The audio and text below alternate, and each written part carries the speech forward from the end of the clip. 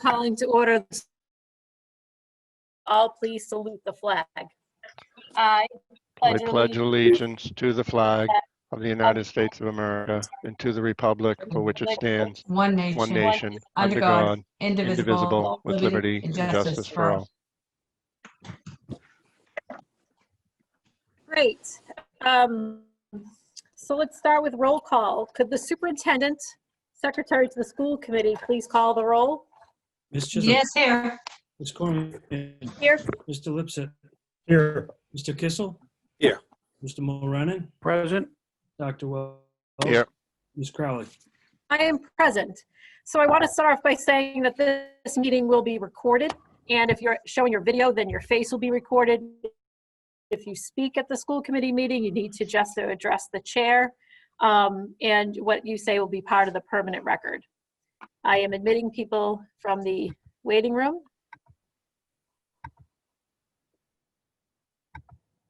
I also want to add that this meeting is being conducted remotely under the governor's executive order that allows for teleconference public meetings in light of the state of emergency.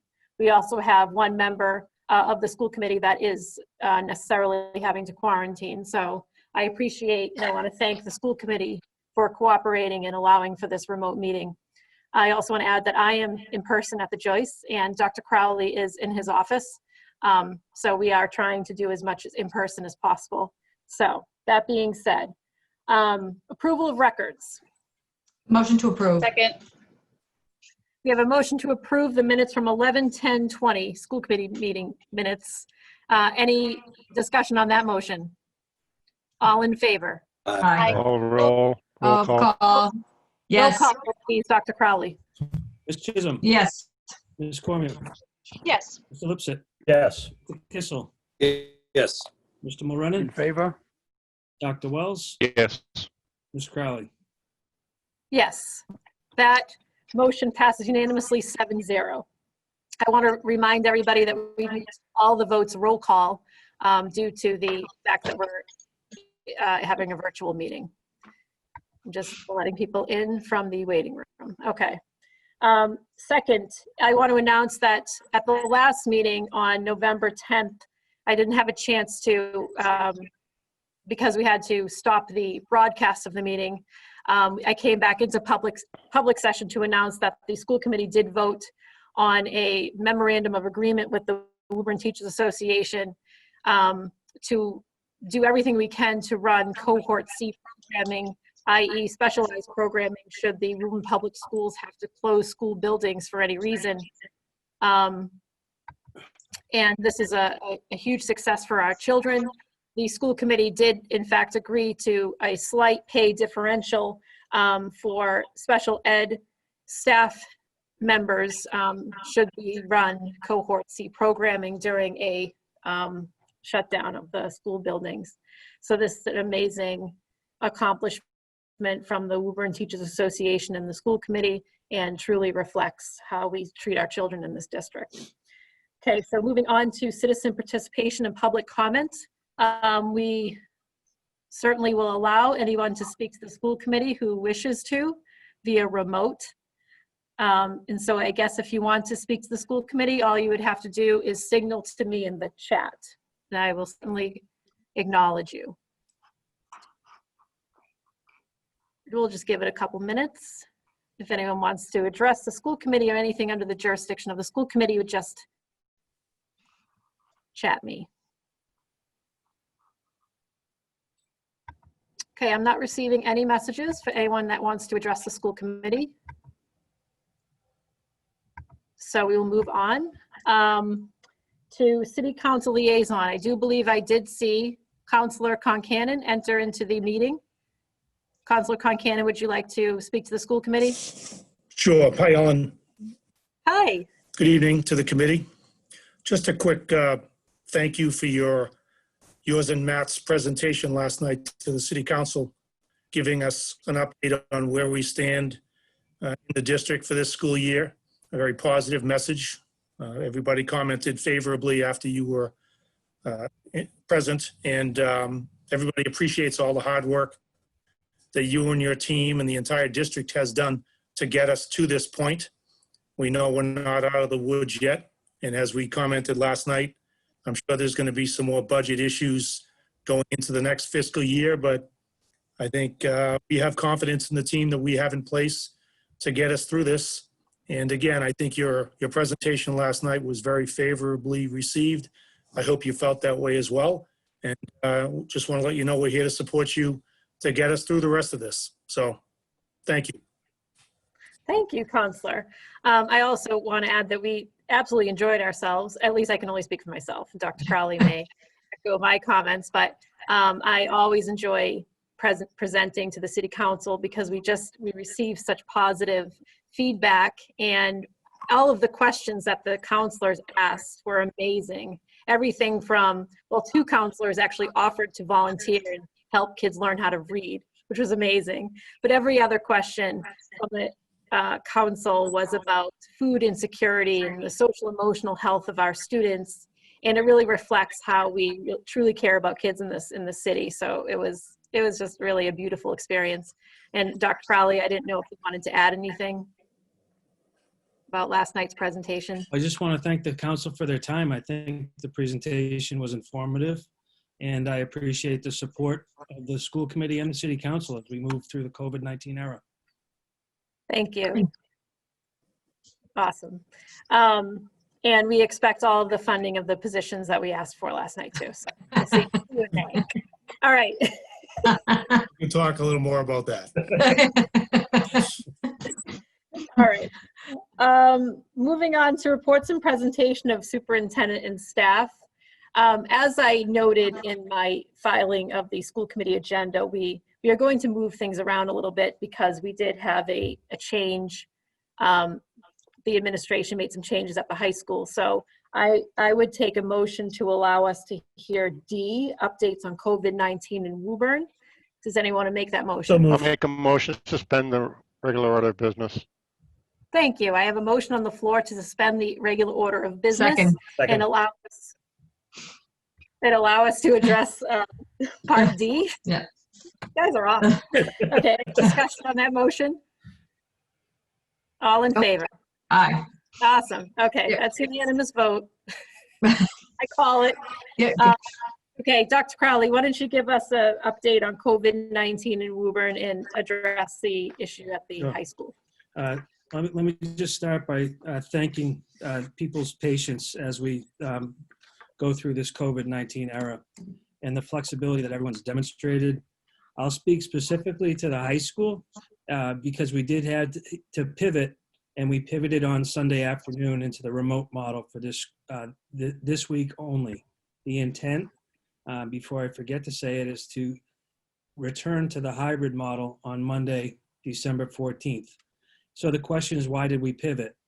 And it's a couple important factors. Number one is we saw an increase in positive staff members and positive students as a result of the Thanksgiving holiday. We have yet to see any in-school transmission, but the number, again, of positive staff and students increased. The other increase that made the operations of the high school somewhat more tedious is the number of students and staff that also then had to quarantine. And so in consultation with the local Board of Health, with Mayor Galvin, Principal Callahan, and you, Ms. Crowley, we had multiple conversations beginning on Friday. We made the decision to wait to see if there was going to be any additional data points over the weekend that might trend us in a different way. And in fact, the data points increased the numbers of staff and students that tested positive by a few. My memo to the entire Woburn Public Schools on Sunday afternoon indicated that we had 19 students and 7 staff positive. Our current numbers, because people do come off of becoming on the positive side of the COVID, as I sit here right now, we have 14 students and 7 staff that are positive. Again, just to reassure to the best that I can, we are not seeing the spread in schools, and it's an important thing to note. But again, in order to deliver an equitable education to the high school students this week, given the I think it was 44 people in some at the high school, Ms. Callahan reported on Sunday, were in some way, shape, or form affected, whether it was as a positive case or in quarantine. The decision was made to pivot. We made that decision on Sunday afternoon, as I indicated. It's been remarkably smooth. I was at the high school today. Ms. Callahan, Ms. Patrici, Mr. McGuire, Mr. Martin all report that the students initially had some small technical issues yesterday, but You today can turn on the TV, Kev. completely seamless. The teachers, I believe, are doing a great job. They're teaching from the high school, and people, I believe, are eager to get back into the hybrid model. We believe that that's the best model, provides for in-person instruction to the extent that we can get there. And so we're continuing to watch the numbers every day. We have, again, not seen any spike this week yet. And so we will look towards the latter half of the week to see if there's any indication. Otherwise, we will make the determination to pivot back into the hybrid model. I also want to just speak to a question that was raised as it relative to COVID and the DESE numbers compared to the Woburn numbers. And just to be clear, the way that we're reporting to families in Woburn is when we have a positive case or a close contact at any school. And it doesn't necessarily matter, what school or what grade. We're trying to err on the side of transparency. When we report to DESE asks us if the student has been in school in the last 7 days, student or staff. And if they have not, they don't count that as a case count. And so it does look like our numbers are higher when we're reporting to our families, because a lot of times we have students or staff that are quarantined that turn positive, but they haven't been in school, so they don't count on the DESE count. But we've reported that out to families. And so therein lies some of the confusion as it relates to why there might be a discrepancy between what the families are hearing and what the DESE website says the number of positives are. So the testing has continued for staff on last Friday. It happens every Friday. All staff are welcome to get tested. It's also citywide now. There were 250 city and school employees tested this past Friday, and I think there was one staff who tested positive on the school side. And so it's, again, a great service and provides peace of mind to everybody that's coming into our buildings every day. I hope that is an update that is thorough enough. I'm happy to answer any questions as it relates to either the high school or to COVID. Okay. Admitting someone. Does anybody have any questions for the superintendent on the COVID-19 Yeah, update or I the high do. school? I Okay. raised my hand. I did, yeah. Dr. Wells and then Mrs. Chisholm. Yeah. So my question is, you mentioned it was 19 and 7, and then you closed for a week, but then you're saying the current numbers are 14 and 7, and I'm trying to figure out how much of a real difference is that, and is that really sufficient enough to change the status? I think it is. It's going in the right direction. Yeah. The numbers of students at the high school, the majority of the people that dropped off as positives were at the high school. Oh, I thought the 19 and 7 were the high Oh, school that's students. The high school staff and students. District-wide. That was the whole. District. Oh, okay. All right. So that wasn't clear. Okay. So that makes sense then. Sorry. Okay, Dr. Wells, thank you. That's it. Mrs. Chisholm? Apparently, Dr. Wells didn't read the entire email you sent, Dr. Crowley.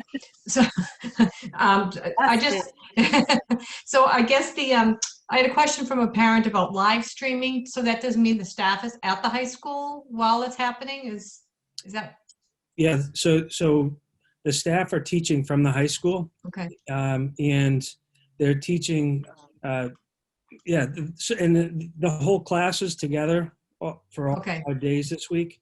So like that Wednesday? Correct. Yes. Okay, yeah, that's what that she assumed, but she just didn't know what the difference was between that and just going fully remote. Right. So she didn't, so that works in there. Mhm. And do we have, I know we talked briefly about it last time, but just to give somebody a little ray of sunshine at some point, are we working on a schedule to get back to school for longer days or more days after the holidays, or Uh, is that even thought about It's a at this point or no? conversation that we've had at the central office level. Okay, Pardon me. There's a myriad of things that we're going to have to work through, including transportation and food. right, okay, So it's not the road back we need to plan for, and Right. we're having preliminary conversations. But candidly, Ms. Chisholm, the state trend doesn't necessarily lend itself to.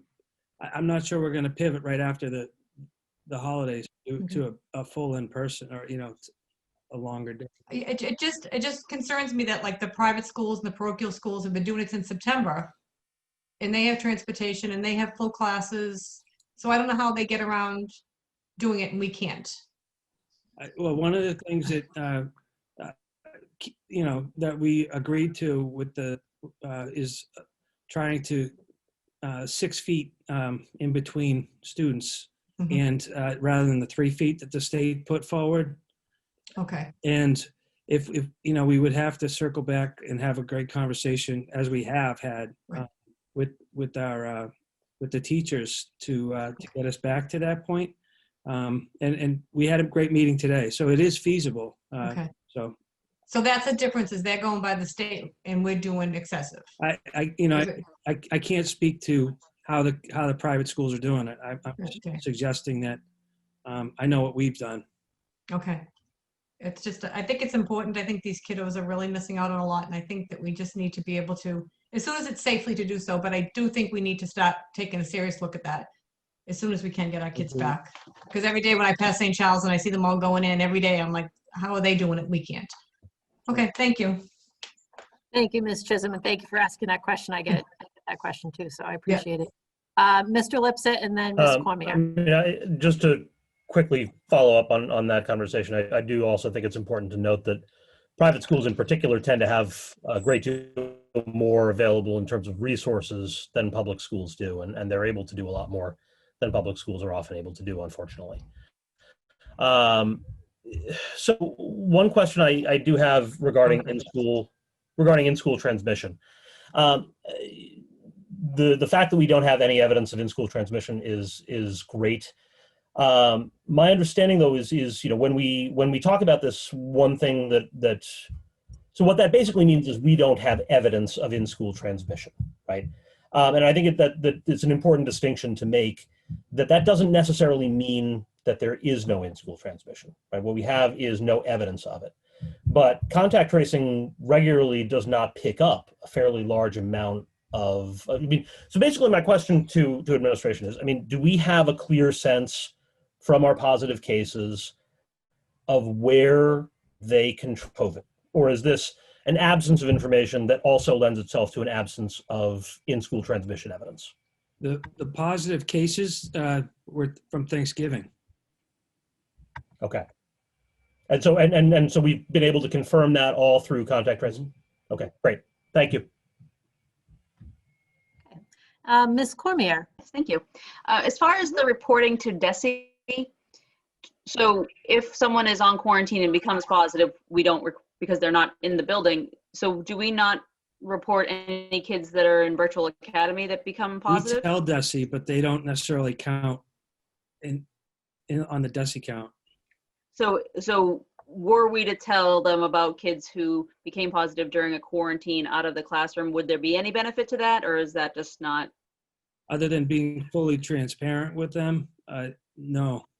But Mary Heater is our nurse leader, and she, we have daily communication, and I would rather err on the side of sharing things with all stakeholders, including DESE, and how DESE determines to count. They can, that's how they are doing it. Great, thank you. Thank you for asking that, Ms. Cormier, and also thank you for your comments, Mr. Lipset.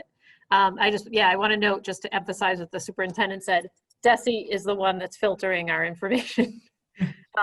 It's not Woburn Public Schools. It's the way in which DESE is extracting the information from what Woburn Public Schools is telling DESE.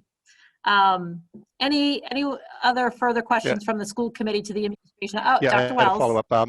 So, the superintendent, so when will the next testing round be? And when will those results, so, that could change the status for next week for the high school. So I was just wondering, is there a set date when the next set of results will be coming in? Yes, we'll test on Friday afternoon and we find out Saturday by noon. Okay. So you'll send out a letter on Sunday regardless, either they're going back or the situation's changed or whatever.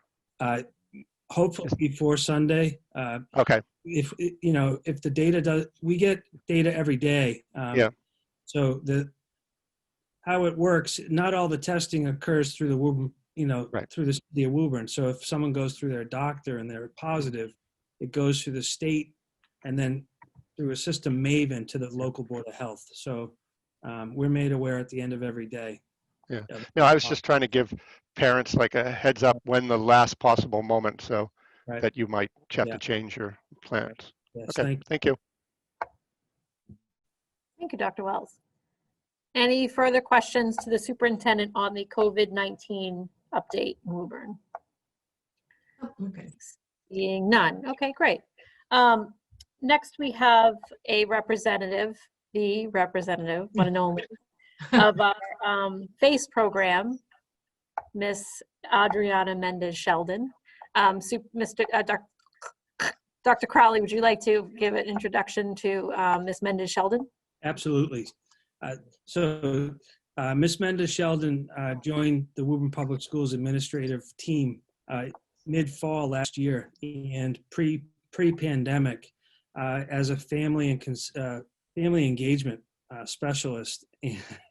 And we have been so fortunate to have her as part of the team, both pre-pandemic and through this pandemic, because we have so many kids with needs and families with needs that she has been tirelessly able to support. And I think you'll hear in her presentation the amazing work that she's done and will continue to do to support all of our kids and families to the best that she can, both again in this pandemic time and then when we emerge.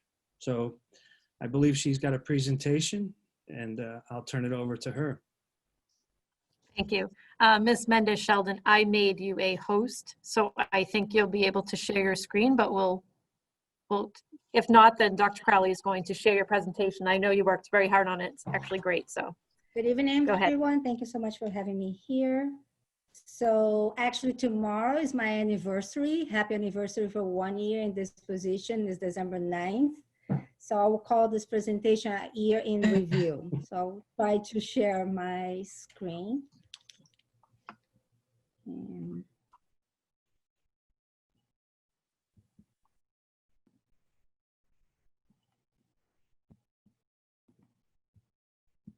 just a second.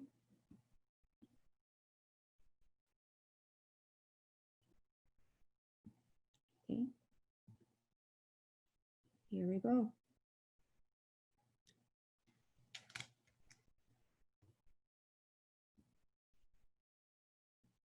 So I would like to go over the slides and then I will take questions at the end, if that's okay. So again, tomorrow will be about a year that we started this position and we'll kind of review a little bit what we have done so far.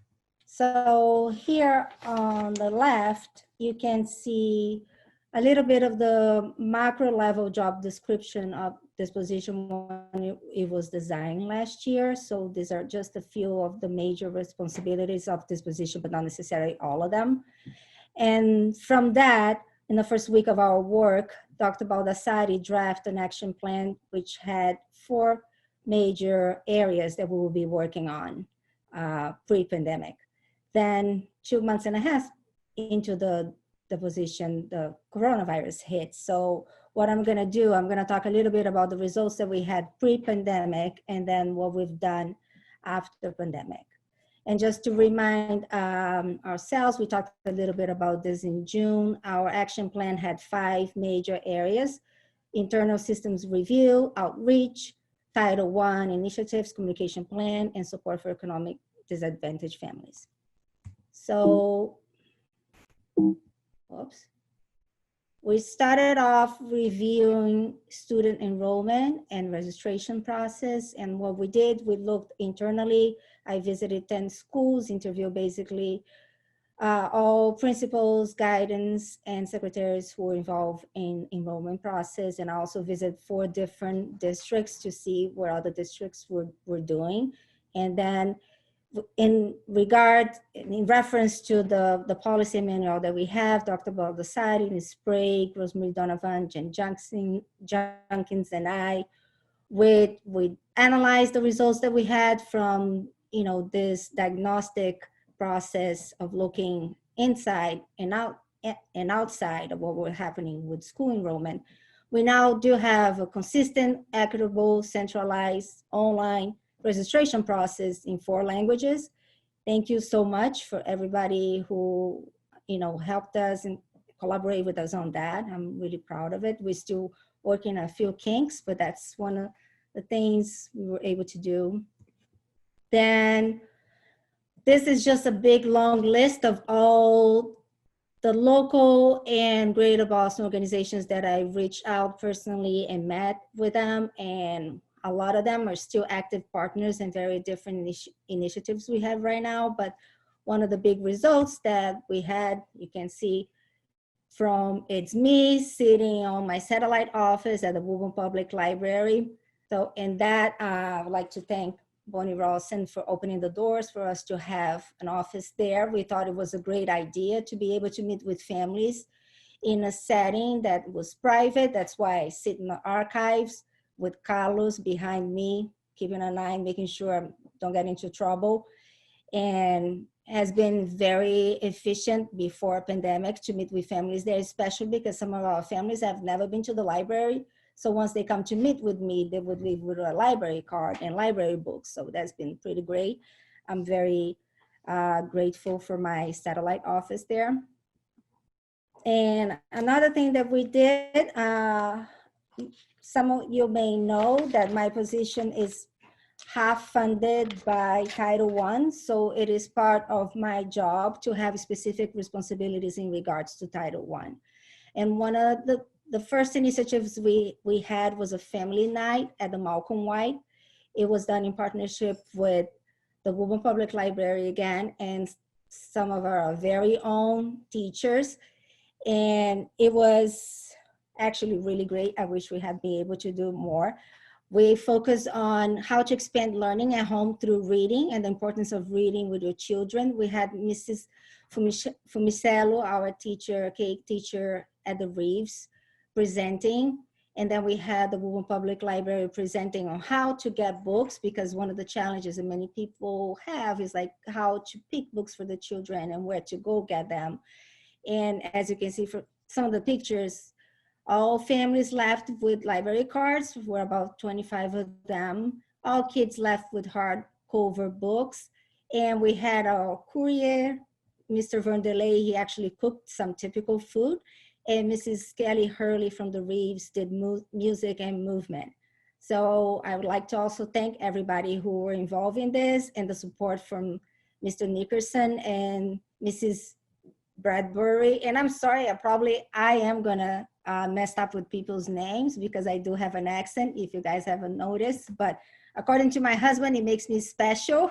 So I apologize in advance if I say your name incorrectly. And so this was a great event, and unfortunately we haven't had any more of those since coronavirus started, but we plan on kicking back as soon as possible. Thirdly, we had part of our action plan was communication. So we all knew wasn't a big news for anybody that our community has been changing, and the needs to communicate in a more efficient and meaningful way, meaning in their own language, was pretty obvious and well known to all of us. So we jumped right at right at that. And now we strive and we try to have most of our main district communications in 4 languages, which represent 80% of the languages spoken other than English in our district. But also we started an communication at a different level, a higher level communication, so to speak, like face-to-face, which is kind of a pun, and I'm so excited to make a pun. It's a face-to-face. So I was meeting with people at libraries, at homes, and obviously after pandemic, safely meeting with them. But we're just very proud to be able to engage families that were historically unreached and underserved at a different level. And we also started doing target messages to specific groups in our district. And I would like to thank Jen and her team to make an effort, making a priority, and making Ana Mendonça and Matt Nagle available. None of this could have been done by one person only. Then also, lastly, one of our plan was to really be able to connect our families proactively with services in the district. And some of the services were external services, such as SNAP through DTA, housing, mass health, but others were even like internal services, such as SPED or social and emotional initiatives. And we just have been able to also, do this in a way that wasn't done before, because now not only we can speak some of the languages, but we also have more cultural awareness, how to support those families. Some things are very embarrassing in some cultures, but now we have been able to go over some of those hurdles and help more families. So these are kind of like a summary of what we've done before COVID. Then COVID came, and mid-March, and I think some of you might have seen this before, we had done kind of a fairly good job at making sure that people knew that my position existed, that I was there and available to help. And a testament to that is that I was being poured out with requests from every direction in the district, and also from families, and sometimes even from students. So I created a needs tracker, which I'm sure is not the most advanced technology. It's just a Google spreadsheet. But we have a process in which the school principals will go and put their needs, school principals and staff guidance will put their needs in the tab of school needs, and then I would read it. Once an action was taken, it was moved to the master list, and then the principals and their staff could go back to the master list and see which actions have been taken, when, and what the results were. I was very concerned with the sheer huge amount of numbers of requests and needs that I was not going to be able to keep up with everything and digging through emails. So I needed a way to streamline the process. And also now we can go back and, see what were our top 3 needs and requests that we had in the spring. So it's a little bit more organized. So since, we started using the tracker, we have about 900 or 1,000 individual entries, and those are entries that have been recorded. We have had many other requests that have not been in there, but it's a lot of requests, and every single one of them have had at least one interaction with the family and one action and one result. So we continue to use it. I looked at it this morning. I looked at it every day, several times a day, and usually there's 5 to 10 new requests a day, and I try to move with them as quickly as possible. So, in regards to family and community support and engagement, what we've been doing since the pandemic started, but not necessarily just in regards to it, but in collaboration with our EL coordinator, Erin Cooper, we have launched amazingly the LPAC. She and I were hesitant to launch a pack not in person, online, and it has been amazing. We have had 5 meetings with an average of 35 participants, and we already have parents who volunteer. So it did work, even though we were not too courageous about it.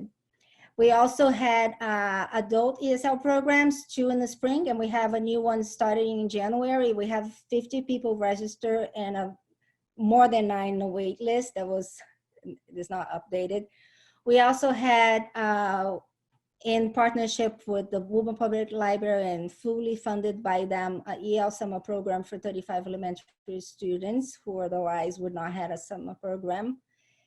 And under Dr. Baldassari's leadership for the committee return to school planning, I led the family support return to school subcommittee planning team. Thank you to Mr. Miranan, Steve Martin, Kelly Hurley for helping me with that. As a result, we had the return to school hotline and online FAQs, and there were so many questions and not a lot of great answers, but everybody was so diligent in answering them, posting them. Thank you so much for everybody who did that in the leadership team. Thank you so much, Dr. Crawley, Dr. Baldassari for, jumping with the idea. And also in that subcommittee, we started like bouncing the idea of what kind of support can we do for families whose kids are going to be in remote learning and they might not be able to provide supervision for them. Also, in addition, in partnership with SCI, using a grant that we applied together, we were able to implement a Woburn Parent Network group. We have had 7 sections with over 300 attendees. It seems like people almost are more able to attend to those things when we do them online. There's no traffic, you can cook dinner and still listen to a speaker, which is great. As far as food assistance, we all know that the pandemic has just made more children hungry and destitute than they were before. And we also know that hungry children can't learn. As we all have heard from Dr. Baldassari, children, when they're not well, they cannot learn. And if they're hungry, they're not well, they can't learn. Currently, 1 in 5 children in Massachusetts are facing food insecurity or struggling with their basic needs. And the number of economic disadvantaged families have increased steadily. So what we continue to do is proactively just engage in those families with the resources that are available, especially in regards to the free and reduced lunch program, because not all families are eligible to receive SNAP, but all families whose kids are in the National School Lunch Program are able to receive, are automatically eligible to receive pandemic EBTD. So we've been really focusing on those. But those are more like higher level food system initiatives, but locally, I don't even know if I have enough thank yous to say to our food service department, Lisa and Marianne. They've been so relentless in making sure that our kids are fed. And we have multi-language signs, flyers, and they're just doing an amazing job. And we also, I'm so thankful for the partnership with the Council of Social Concerns and SCIs back in, when so many families were really critically affected that they could not even leave their house for grocery shopping. We were able to deliver emergency food boxes to them. And up to this day, we have been able to give out $16,000 in Market Basket gift cards. Thanks to Dr. Baldassari for a grant that he was able to receive for $10,000. I also need to say thank you to Michael Davis from Genesis Church for donating $5,000 in Market Basket gift cards, and also SCI for the other $1,000. And I have had the pleasure of seeing the Woburn community just like stepping up, and I have so many unsung heroes of people who just came and deliver groceries or school supplies for families who were in need throughout, since March. Very grateful.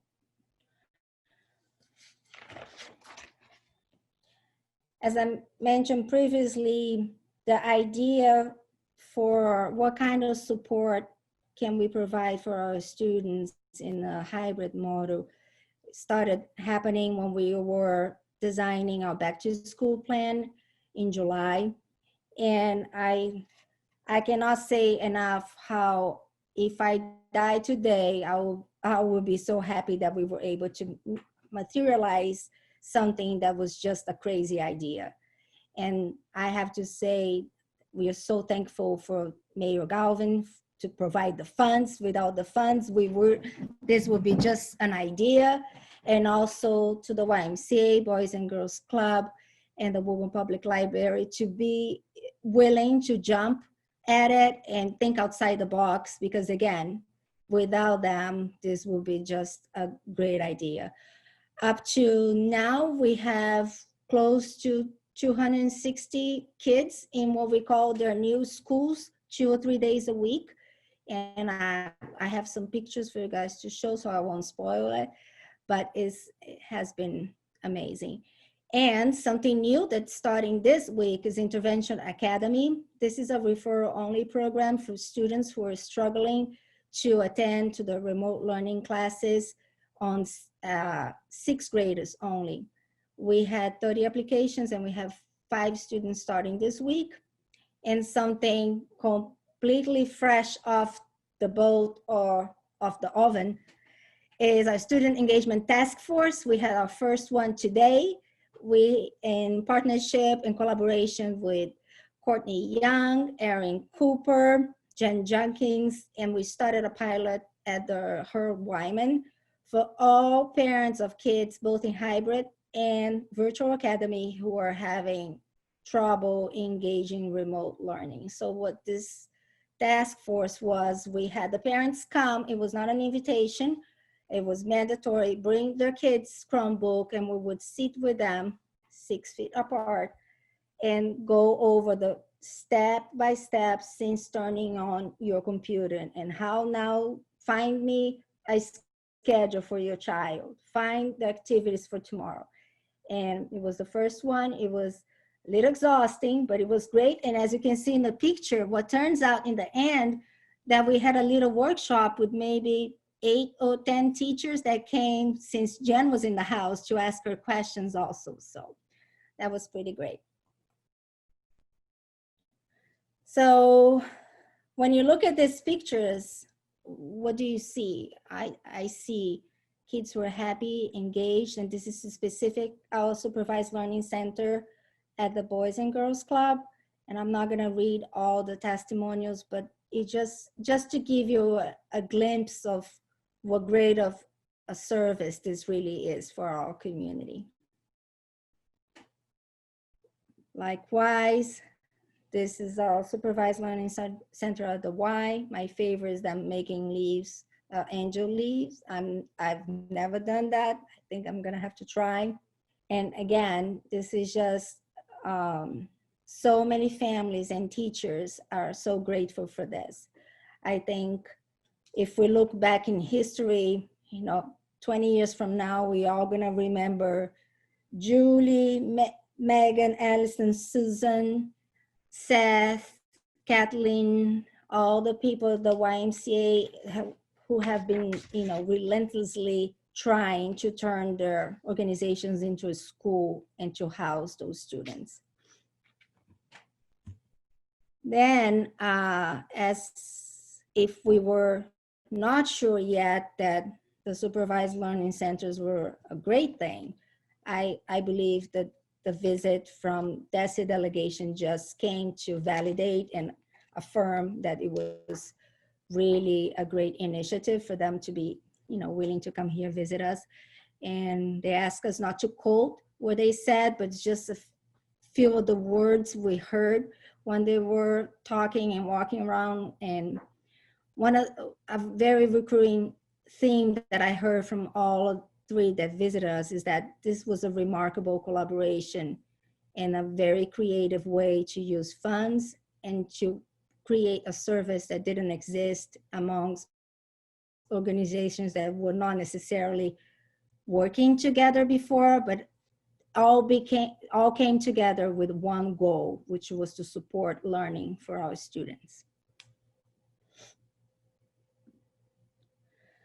So this is kind of like what we've done, what we are doing now, what is in our radar. Talked about the study completed an audit on education stability in regards to student enrollment and registration process, and the results are very positive. They're not out in public yet, but in regards to what we've done so far in relationship to enrollment registration, looks like we are aligned to the expectations from the Department of Education. We also trying to see the possibility of expanding the Tanner's Closet and food pantry to elementary level schools.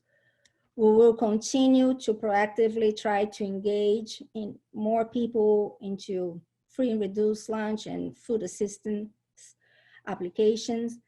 And our goal is, if our student engagement task force this week continue to go well, to try to roll that out to the other schools. And obviously, I was gonna try to use pivot in my presentation because it seems to be the word that everybody uses. So we are gonna pivot our LPAC meetings and plannings and leadership to parents as of January, hopefully. We have 6 volunteers. They're a little bit afraid, but we are meeting with them next week, and we want them to take leadership and just start planning those meetings, because I think this is important for engagement. So we believe that the work that has been done is increasing equity and closing achievement gap. We know by research that family engagement is very important as far as student output. And I have read this research that actually, I'm sure Dr. Wells is going to ask something. I'm going to defer him to the author of the research, but hold on that question, Dr. Wells. That family engagement actually has an even greater impact than race and income. So, and obviously nourished children, fed children, they're going to learn better. So everything that we have done so far, we think it just hits those 2 buckets so well, engaging families and making sure that the kids are nourished not only by food, but also by emotional and social opportunities. And I think we're not only doing the right thing, but we're doing it in the right way. So we are really creating a context for change. We're doing all of this that I presented tonight was done in the spirit of collaboration, of cultural awareness, of knowing who we're talking to and how to talk to them, and communicating at many different levels, being consistent and having compassion and a calling. I think now this type of job maybe is not for everyone, but you do need to have compassion for it. So we believe that we can just map it back to our Woburn Public Schools strategic plan, specifically equity for all students. And we think that all the work that has been done in the last almost 12 months have been just driving and helping our strategic plan move forward as it relates to equity for our students. And I think, doing the right things in the right way and continue to do that, engage families, we are going to have students who are more willing, able, and ready to learn. And it does take a village. And I know it's a cliche, but we have been seeing more and more how important it is to do things in collaboration, not only at a personal level, but at an organizational level. So, and that will be all that I have, and I'll take questions now. Shoot, Dr. Wells. Ms. Mendez Sheldon, that was an extraordinary presentation. I think I enjoyed every minute of it. So, but I'm going to defer to the committee for questions. And I see, shocker, Dr. Wells has a question. Let's hear it, Dr. Yeah. Wells. No, thank you. That was very, very well done, and I appreciate it. And I love evidence-based practices, and everything I've read too is about family engagement as a measure of trying to have students succeed in school and in life. So I really appreciate that. And I think this work that you're doing is very important. I did have a couple of questions about some of the newer like the Intervention Academy. Could you give a little more detail? Like, is this being staffed by our staff or is it volunteers? Just a little more detail about how it's going to be run. So the Intervention Academy is actually taking some of the spots that we have available at higher grades in the supervised learning centers. So Okay. not all spots have been filled for different reasons. So that's why it's by invitation only, because we only have so many spots. We also have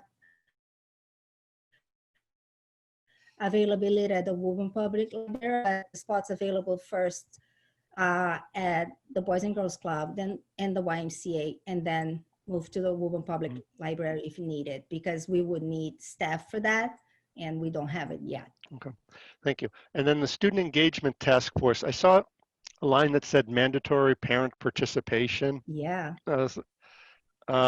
So can you kind of elaborate a little bit about that and what's expected? Yeah, so we told the parents it was mandatory, and lo and behold, we invited mandatory today, 5 and 3 showed up. So our next question is probably, what do we do if they don't show up? We haven't crossed that bridge because we thought they would, but which just reflects the point that these are families who are hard to reach. And even though we are trying to serve them and help them and trying to make their lives better, it might take a little bit of more hand holding. So I need to meet back with Courtney, Aaron, and Kristen to see what do we do when we summon families to this meeting and they don't come. Yeah. And the other thing, I think we all know this, and is that every parent, regardless of where they come from, their economic situation, wants the best for their kids, and they, want the school system to do the best for their children. And so I think your work, what I'd like to see in the future is your work helping to bridge the communication and the connection between the students that are native to Woburn and their families and the groups that are migrated to Woburn or new to Woburn, to sort of bring everybody together, because I think they have common goals. And I think sometimes it's just they're not in the same social circles or whatever, but the school allows them to get together because when they speak together in one voice, there's more power in that. And so maybe in the future, as one of the goals is sort of to do activities that maybe can attract an intermingling of the groups you're working with and some of our PTOs and so forth. Absolutely. Like that. This is so important because we all have, as humans, affinity biases. And sometimes even at the surface, we may look diverse. And if we kind of dig a little deeper, you will see that you're still just hanging out with it. We would love to do that too. Yeah. And I think they'll find out that they have the same concerns and the same questions that each group does. Well, thank you for your work. I think over, in the 1 year, I think this is money for your position has been well spent, and that was even before COVID, and COVID just reinforced that. Thank you. Thank you. Mr. Lipsett. Dr. Wells actually stole basically all of my questions. So, and on my birthday, no less. But I do want to just say that, I think we're all sort of looking for silver linings in a lot of what's happening right now, and the work that you've been able to do, the work that the administration has been able to do in the areas that you just outlined is, to me, a pretty clear silver lining. The ability to bring so many people together, the ability to organize an LPAC under these circumstances and get the kind of participation that you're getting. It's exciting, and it's necessary. And so, despite all of the incredible obstacles, thank you so much for everything you're doing, and thank the administration for everything that they're doing along these lines. So that's all I got. Thank you, Mr. Lipsett. Mr. Kissel. Yeah. Yeah, again, I want to thank you as well for all that you've done in the year. It's amazing all the stuff listed here on the my computer screen. I'm reading it all. I had a couple of questions. A little further down, I think you're looking to do it. You mentioned lunch and pre-K debt support. Yeah. What are you thinking about with that? Because obviously we have a pretty big lunch debt typically, on a normal year, I guess, and the pre-K. So what are you thinking of doing with that? How that? Actually, the debt's much lower now, thanks to Patty, who's also being relentlessly Sure. trying to help that. We are down to 24,000 from 70,000 that we had before. So we just met last week, talked about the SATI, Patty and I, to decide what the next steps are. So we are sending a letter outlining to these families, these are the 3 things that we need you to commit. And we haven't sent that out yet because we're really trying to work on the language and what we're going to say, how we're going to say it, and trying to get a verbal contact. Some of these families, we haven't heard anything from them after several attempts to make a communication. So we will try one more round before any further attempt to collect this debts in a different way. I didn't know if there was some support, some grant money, something you were looking into. If we have, where it said support. If a family has a financial hardship, we want them to explain those to them, and then we can, work on ways to support them. But if the family is capable of paying, we'd like to be able to collect that, Okay. receive that money. So And that's I know why early. some of these families, we haven't heard back from them, so we need them really to engage with us and let us know, hey, this is what's going on.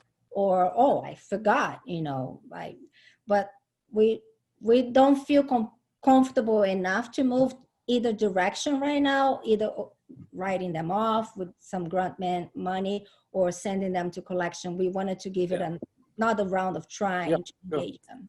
I know Patty has been doing, that office has been doing a lot of work, so that's great.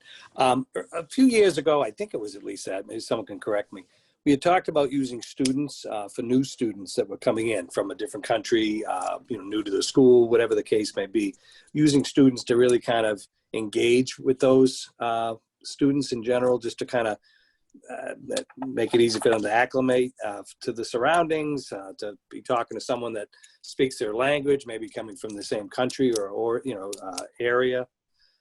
Is that something that you're part of as well? I mean, I'm reading through all the slides and I didn't necessarily see that, but maybe I missed it. I think I remember that it was a mentor program, right?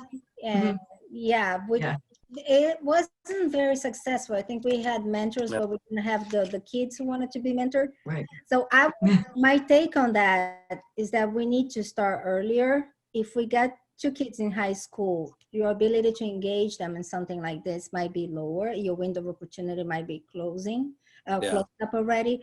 So I would like to do that starting at the middle school. So once you get, those kids' age, and we'll just be able to, obviously there's always the newcomers, but I think you have to start that at a younger age to be able to have an impact.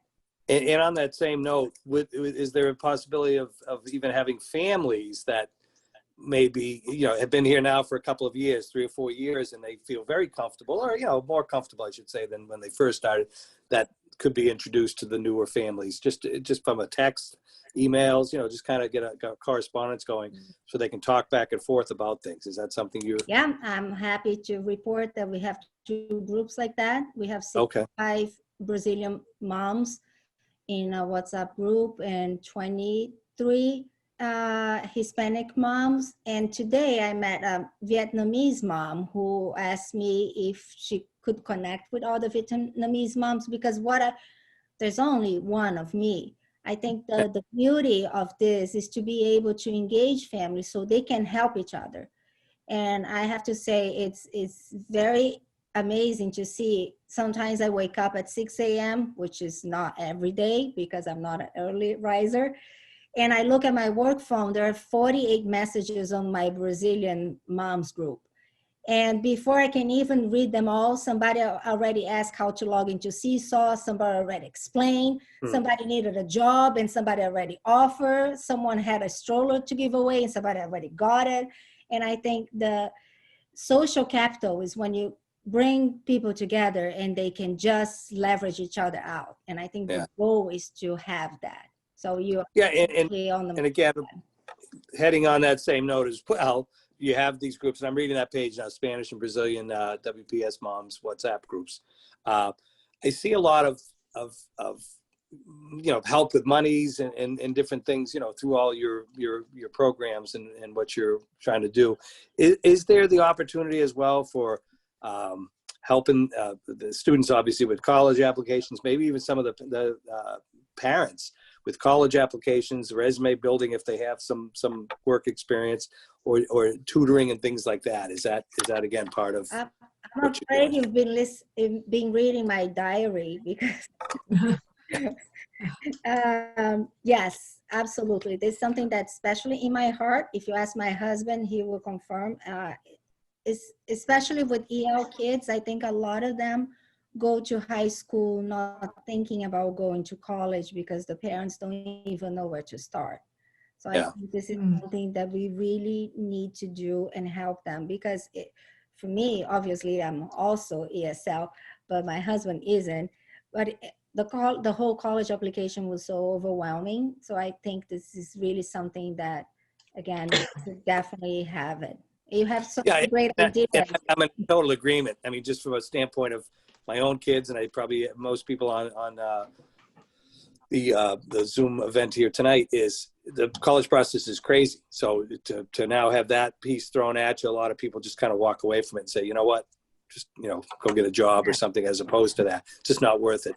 But like I said, I think that's an important piece. And even on the adult side of it, they may not have even if it's a basic resume or just something a little more professional looking, they may need some help with that. So I think that'd be a good thing. I mean, it's great to have all the programs to support them with monies and so on, but obviously for the long term, it'd be great to have support for things that, we're going to support them for the rest of their lives. Yeah.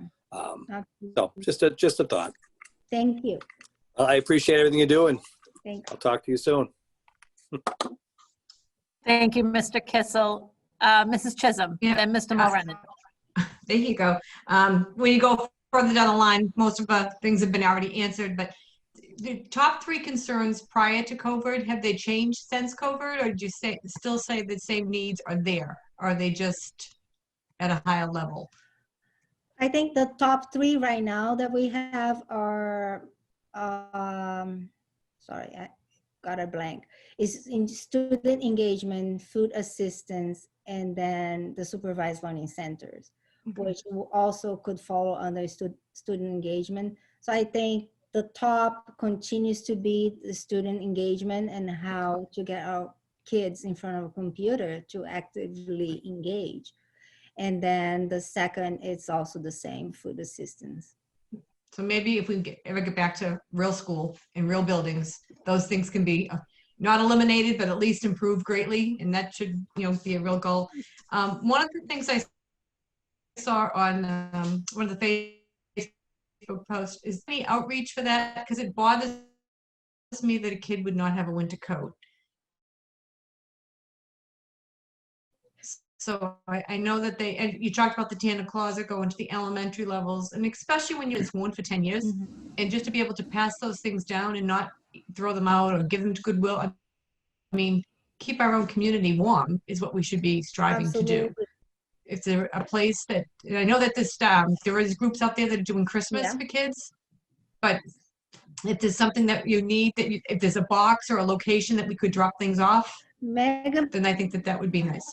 Megan Patrice, if I'm not mistaken, she has mentioned to me that she also takes items that are not high school kids sizes, but that's one of the reasons why we're trying to expand, the Tanner's Closet to the elementary level, because the middle school, we can donate, if you have anything middle school sizes, we can donate it at the Kennedy, and they do have a closet and a pantry.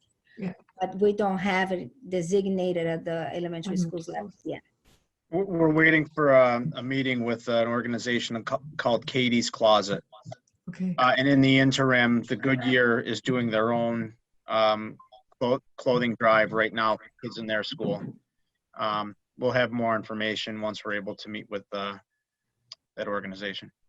Yeah. Okay, because it's just that there's kids, like I say, when you have little ones, you might get one season out of a jacket. So it's not terribly worn, and then we could pass those on instead of just not and utilize it. Kids should not be without a coat, but okay, thanks. So at least a Goodyear, I could drop things up there, or is, Yeah, all right, just okay, shoot me an email and then we'll sort it out. all right, thanks. Will do. You're Thank welcome. you. Thank you, Ms. Chisholm. Mr. Mulrennan.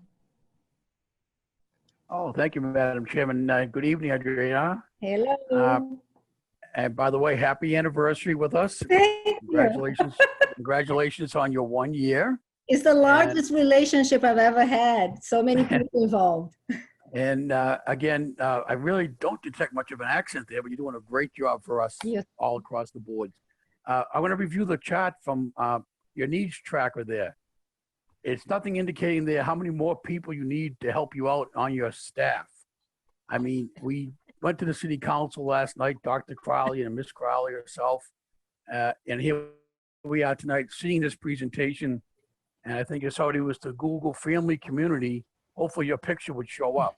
What the city of Woburn, the community has done in such a short period of time to pull this off as a school district. So I know that the finance subcommittee indicated to us down the road now, we're going to be doing some of the budget formulas moving forward.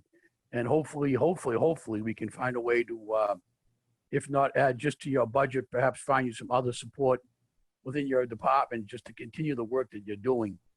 I would love to yield some of my time to Julie Gage if she's still here, but that's probably not allowed. But I know what you're doing down at the Boys and Girls Club.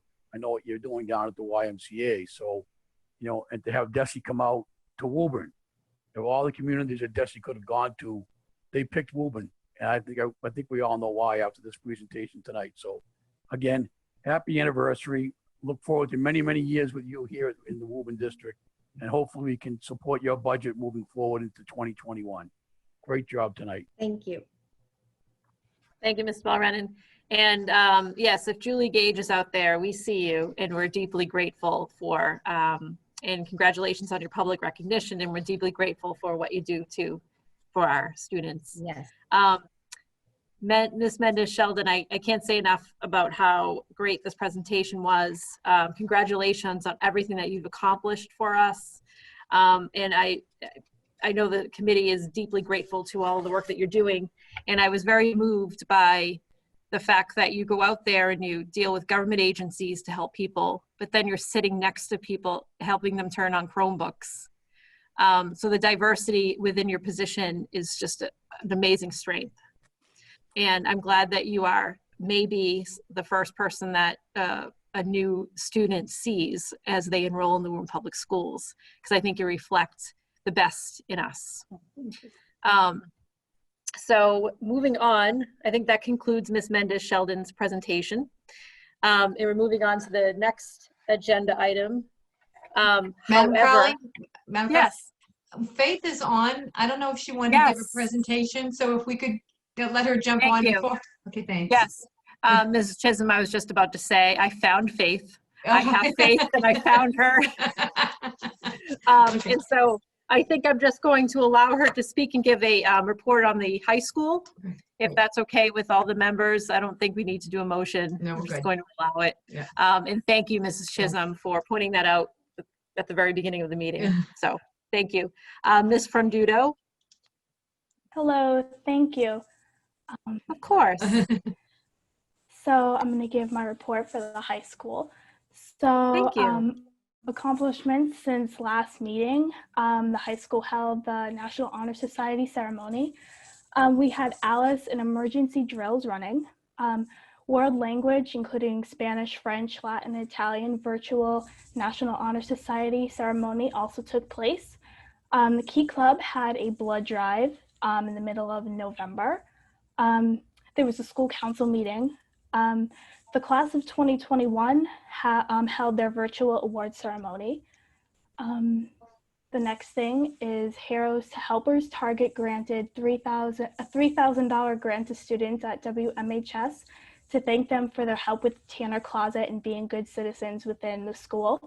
This was a community building event through the WPD, WFD, and WMHS in Target and Woburn. Students received $150 to help buy holiday gifts for their families and were able to go on a shopping spree at Target last Friday. Thanksgiving dinners were delivered to over 25 families, and all donations, with all the donations from WMHS students and staff. Term 1 parent-teacher conferences took place after posting Term 1 report cards. We held our first virtual activities fair. And as you all know, the live stream pilot began 12/7 and will run through 12/23 with 25 teachers at WMHS. So teachers, students, and parents will be surveyed throughout the pilot to collect feedback on live streaming classes 5 days a week to ensure the most access to synchronous learning opportunities for students. In terms of ongoing and upcoming events, the Pivot to Virtual Learning platform took place this week for students and will be running presumably until the 11th. There was a positivity video at Horn Pond, of course socially distanced, hosted by Embrace Club and several other clubs at WMHS. The Woburn Public Media Center will assist in taking a video of positive messages from students and staff. Winter break will be the 23rd and will be an early release day. The race panel of young people of color, organized by WMHS administration team, will be pre-recorded and then used in ongoing professional development for staff, and will help race-based discussions with students during the 2020-2021 school year.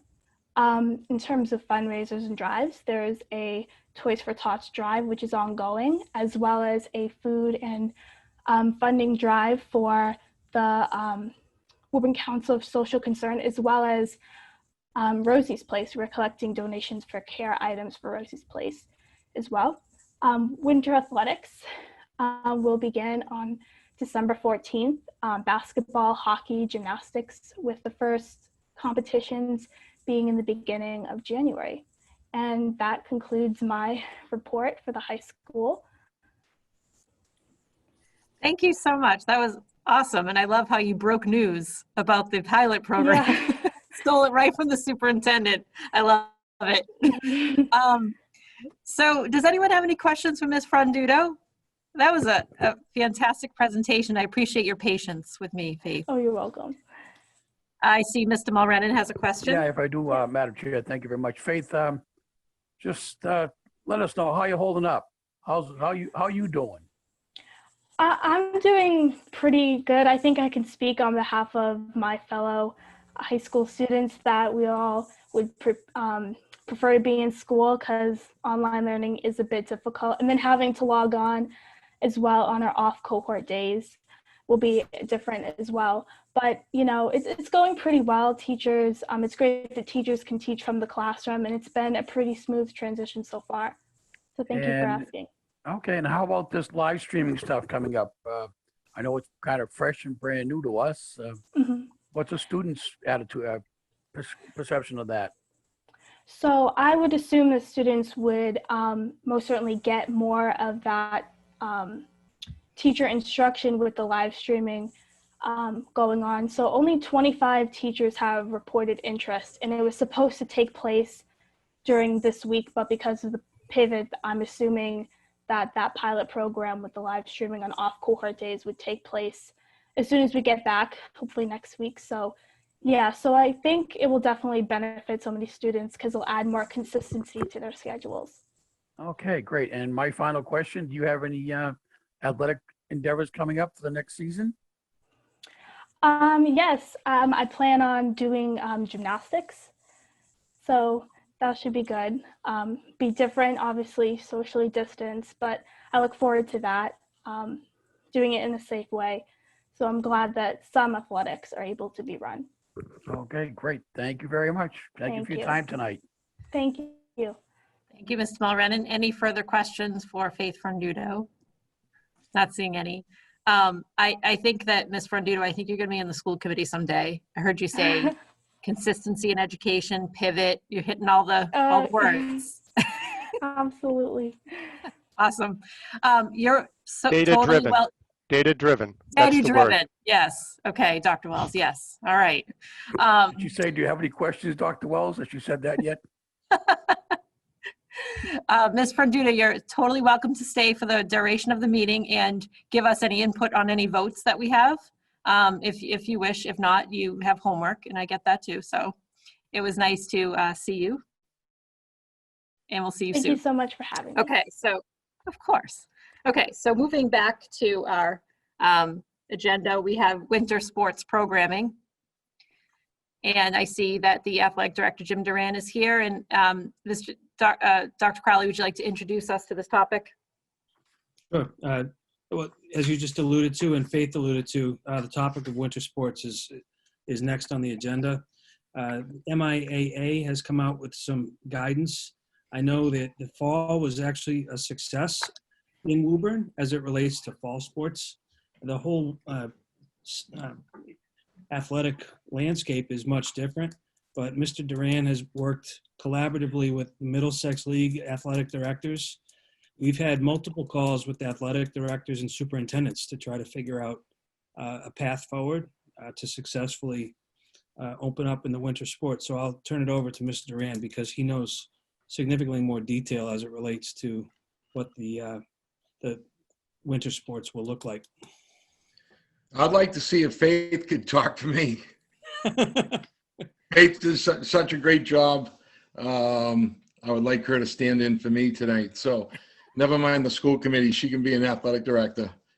So just, as Matt said, I thought the fall season went really well. We had, we missed a Reading, couple of Reading games with soccer, field hockey. We missed a cross country with Belmont and another soccer with soccer and field hockey with Belmont. So we did miss some games, but everything was smooth. Our kids did a great job with making sure that they kept their masks on. Coaches did a great job of just keeping it, keeping them upbeat, and just they love being with their teammates and their friends. And I think just trying to keep it as normal as possible when it's in such a difficult time. With the winter sports, as Faith said, there's going to be basketball, hockey, and gymnastics. Those will be played with masks, social distancing. Basketball will be played on Saturdays with an occasional Tuesday and then some holidays. Hockey's going to be played on occasional Saturday and Wednesdays. So we're kind of trying to spread things out a little bit just because we want to be present for each game on Saturday or on Wednesday so we can make sure that they run as smooth as possible. Also, and then gymnastics is going to be on Saturday mornings. Right at the high school will be half of our meets will be, they have 7 meets. I think we have 4 at home. So we're looking forward to that. And, we start on December 14th, where we're still working on how we're going to do tryouts. We're waiting for the numbers to come in, all the numbers to come in. And once those numbers come in, we'll figure out how we're going to social distance. When you're on the rink, there's only going to be 50. You can't have any more than 50 kids in the basketball court. You can't have more than 24 at one time on the court. So, if we split the gym, we can have 24 and 24. So, there's a lot of different things that we can do. Having the big gym is going to be helpful for us.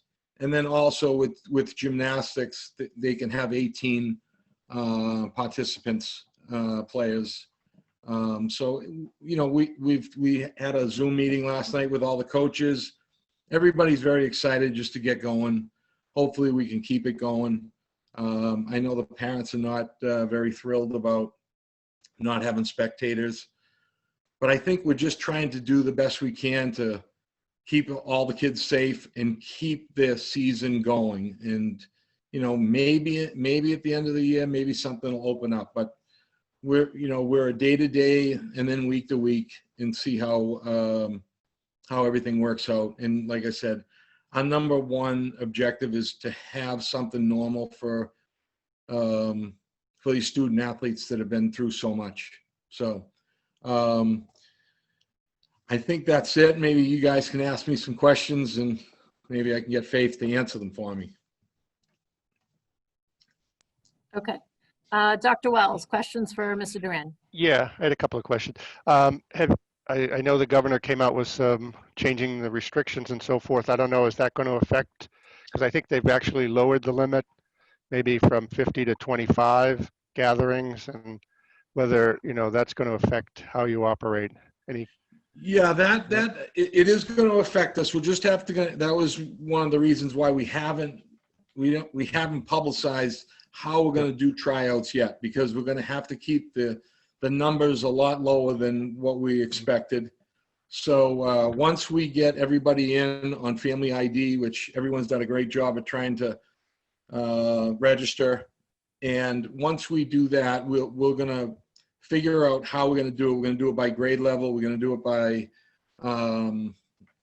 grade level or cohorts, or however we can do it to keep the smaller numbers down. That's how we're going to work it. So we'll be figuring that out in the next couple days, and then we'll notify everybody by email or by we'll be putting it out on Twitter. So I had a question, and you probably want Faith to answer this one. It has to do with, how did they determine that basketball was fine to play in a gym when in the fall volleyball wasn't? I don't believe volleyball was not able to perform. I think it was more of a league, because at last year in the fall, we had a lot of teams in our league that were using the gymnasiums as classrooms. Mm-hmm. And they weren't sure as of right now, at that time, that they wanted people in the buildings, right? So we didn't start until late September. So that's really, I think, how the answer was coming down. Okay. And then the other thing, this might be more of a committee thing. I think, you know, in the fall, we talked about what to do if school goes remote, what we have to do with athletics. And so we've seen it with the high school. You know, fortunately, it seems like it was just before athletics, but we may, if this is for the committee, we may have to make a decision to give guidance to yourself and the administrators of what we want to do if high school does go remote in the season. So. Yeah, and I think, you know, there has been, we still have teams in the league that have not come out of remote. Yeah. So, you know, I think like Lexington, and Matt could speak better to myself about that, is the fact that Lexington made all their student athletes go remote. So if they wanted to play sports, they had to go remote to play. So, you know, it's just a little bit back and forth of what people are doing. And then finally, my final question has to do with, I know one of the communities didn't want to play because Woburn was a red community at the time. And has there been any agreement among the cities and towns in the Middlesex League about how they're going to handle it? Because obviously, you know, we could be red, you know, for a while, and why get people's hopes up that they're going to play if the decision's not to play? We talked about that today. We had another Zoom. We meet twice a week as athletic directors, and that did come up. That one town it was a school committee rule that they put into place, and I don't think they wish they did it now. So at that time, our numbers were so low in the high school, and they didn't really look at it. They just looked at what our numbers were in the town or the city. And I think now we talk weekly about what our numbers are, and we put it out there and say, okay, we have X amount of students, and what cohort they were in, or so on and so forth. And if we have any on the team. Then that's what happened kind of in the cross country. We did have a positive case. So we kind of worked through it, and I explained to them, and then we thought that there might have been some other people that were might come down positive. They were in quarantine, and it worked out that we decided not to, and there was another positive case. So, I mean, we do talk it through. So I think we got a really good handle on communication. Okay, thank you. Thank you, Dr. Wells. Mr. Lipset. Thank you very much, and thank you for all the work that you've been doing. I mean, I have to admit, as much as I want to see student athletes have a good experience and that we find some kind of normalcy, I'm concerned, given the rising numbers that we're seeing, given that we were remote at the high school now. I work at a school where we had to go remote because of, in large part, an outbreak on a sports team. I know that that's not the only incidents across the state. So, one thing that I want to ask you is, especially given, sports teams gathering after games or gathering after practice. I know that that's been the source of some need to quarantine in various communities. What's being messaged to student athletes? How is that being handled? So it's really pretty strict. I mean, I know like in soccer we did a good job, but it was a little bit easier because they were outside. But when basketball, they're not going to be allowed in the gym inside the school for 15 minutes before practice, and we have a half an hour in between each team that is practicing or playing. There'll be a half an hour, so 15 minutes for those kids to get out and 15 minutes for our kids to get in. And nobody can come into the school, and everybody's together. So when the coach gets there, the whole team comes in together. We spoke about that last night. It's the same thing at the rink, same thing with gymnastics. So the teams will get dressed. There's no locker rooms. There's no locker rooms at the high school. There's no locker rooms at the rinks. When they come at the rink, they're dressed. They'll put their skates on, put their helmets on the ice they go. They're going to cut the ice in game situations for the hockey games. They're only going to have one intermission where they'll go off and they'll spread out in the stands, or they'll spread out on either side of the rink, and make sure that they social distance, keep their masks on, which will be difficult. But you know what? If they want to do it, they'll be smart. And they all have had to do that all fall. So they've had a little bit of practice. It's not like the fall sports where soccer and field hockey and cross country, they didn't really have any practice with it. They just jumped right into the season. So at least in the winter, most of the kids have played other sports. And if they weren't, they were playing in their club teams, and they had to do it. So I think they're used to it by now.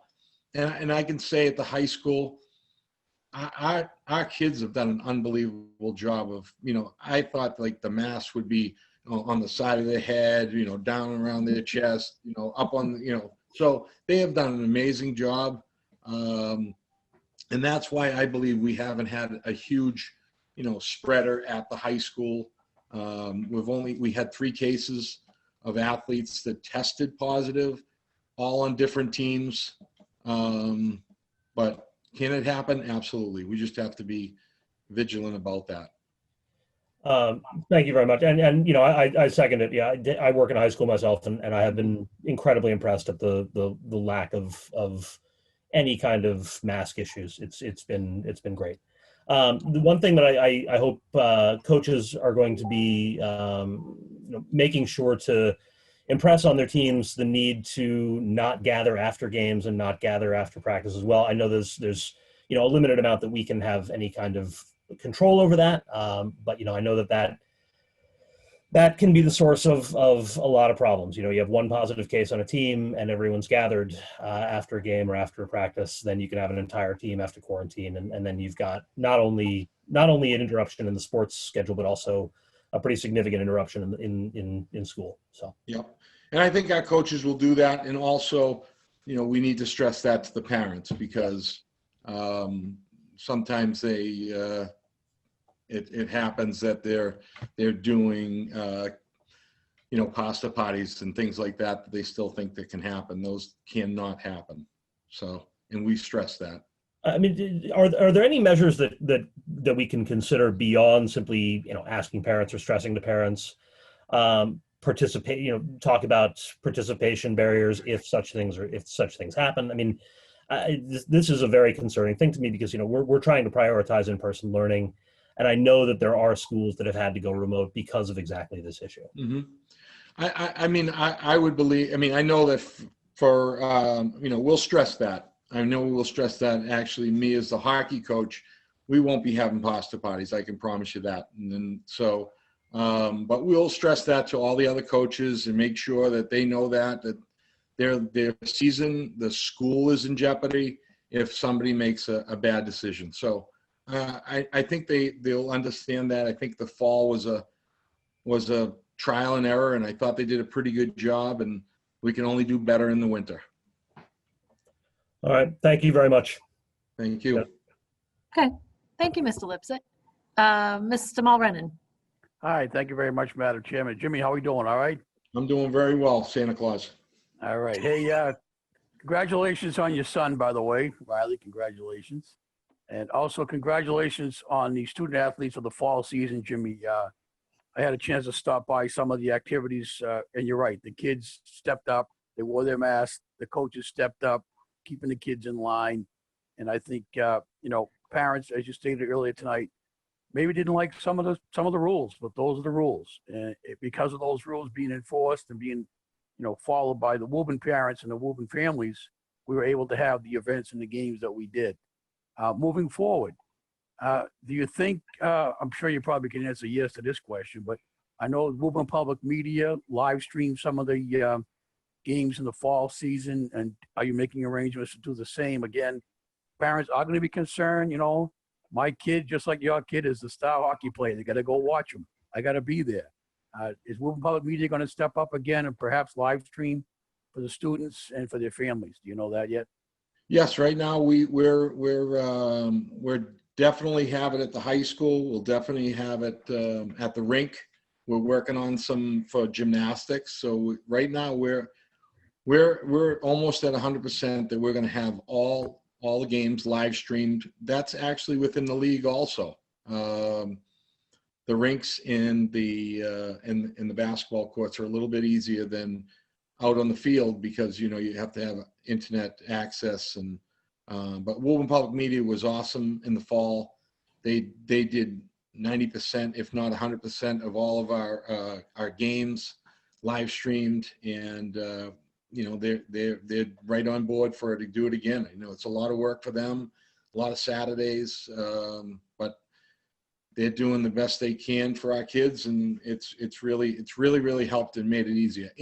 On the other side, we talk about the parents and saying that the parents have been unbelievable. We didn't have one issue with the parent this year at any of the games, giving us a hard time about where they're going to be. Do they like to talk about it? Yes. Do they like to tweet about it? Yes. But when it comes down to their kids and they're at the games, they are terrific, like supporting everything and anything that they can possibly do to make it a better effort for their sons or daughters. Okay, well, thank you again, Jimmy, and look forward to a great winter season, whatever it looks like.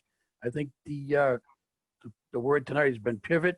Obviously, should things change, either through the MIAA, through the athletic directors, you'll spread word to the superintendent, and we'll get word accordingly. Correct?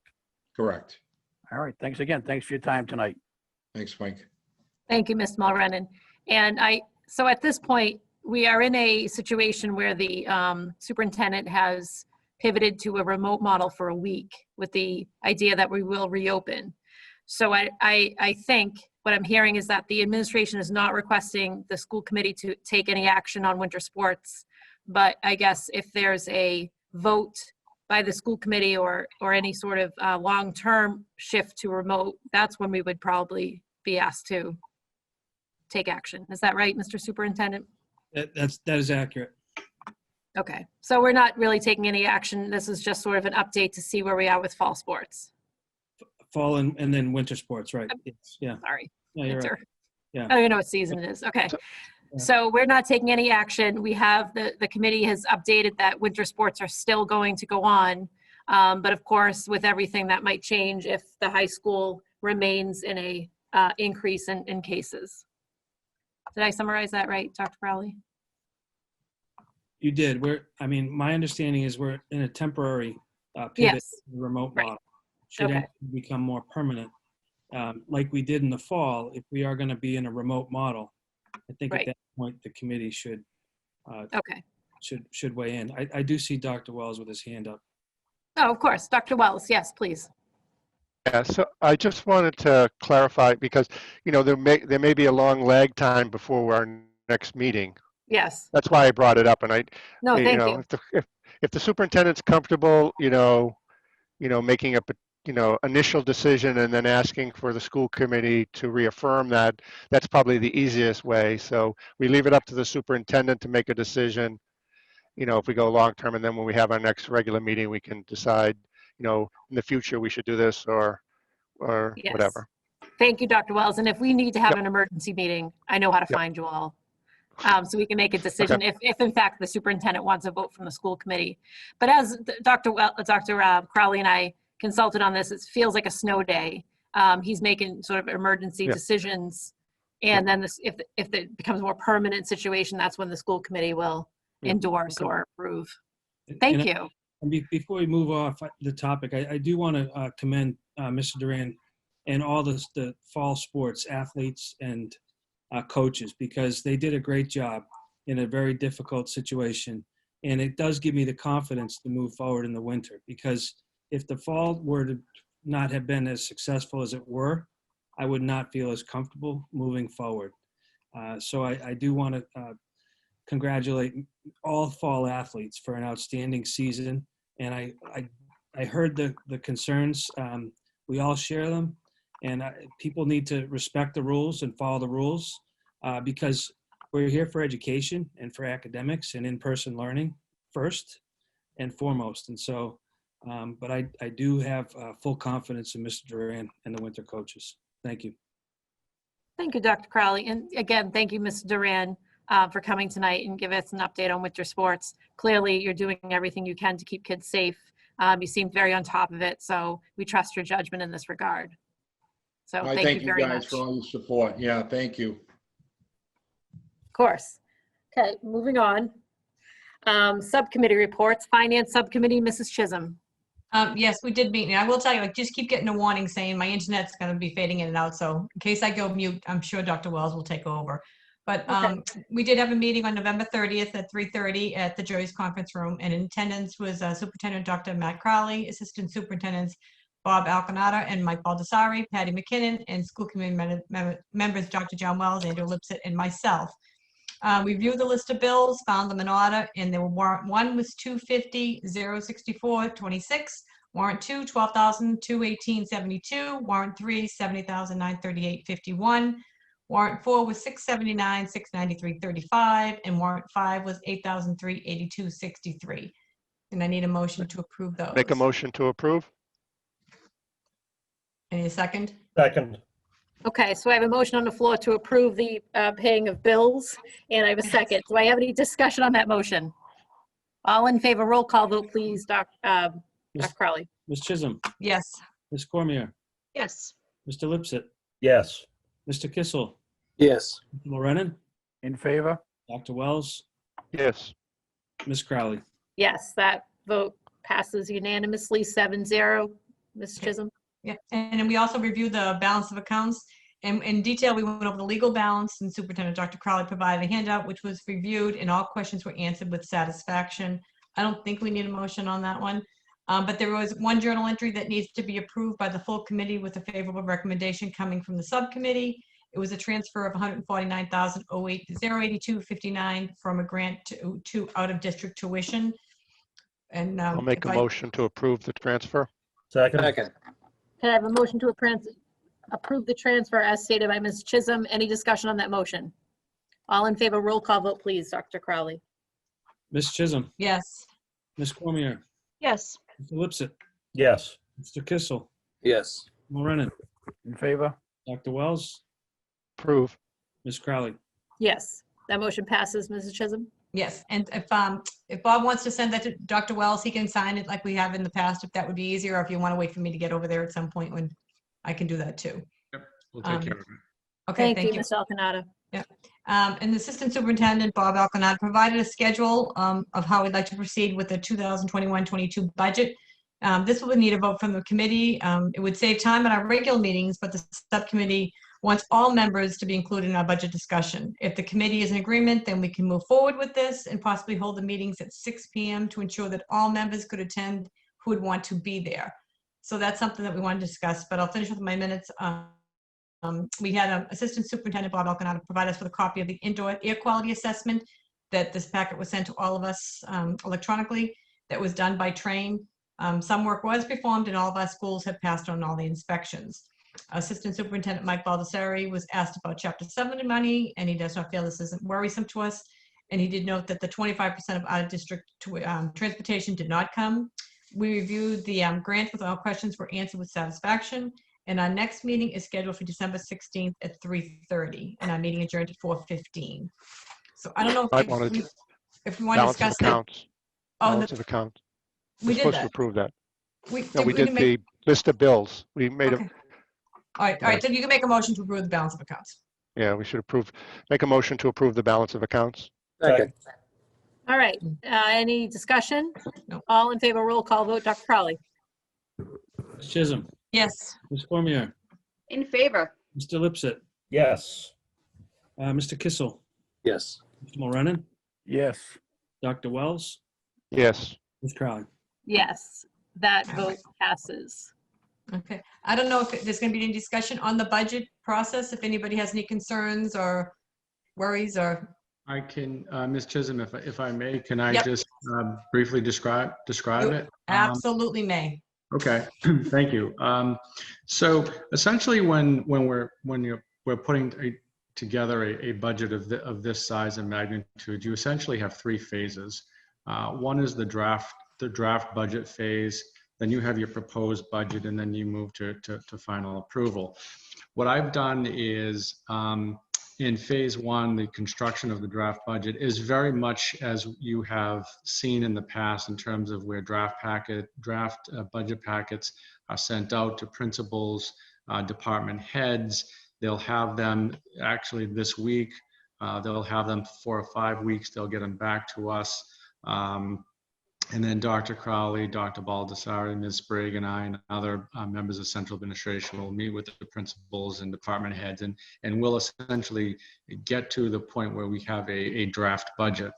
Then the plan would be on February 24th, we would essentially submit that draft budget to the school committee. And this is where it changes a little bit. That would be referred to the finance subcommittee. And over the course of what I've put together is 8 meetings, we would be looking at major sections of the budget. By doing this in the subcommittee, it certainly continues to be transparent. Everybody can participate. Any member of the school committee can come to a subcommittee meeting, but it allows us to increase our efficiencies in this forum so that we can ask those detailed questions, we can have those answers for you, and we can get into putting together what is probably going to be a spending document of close to $70 million.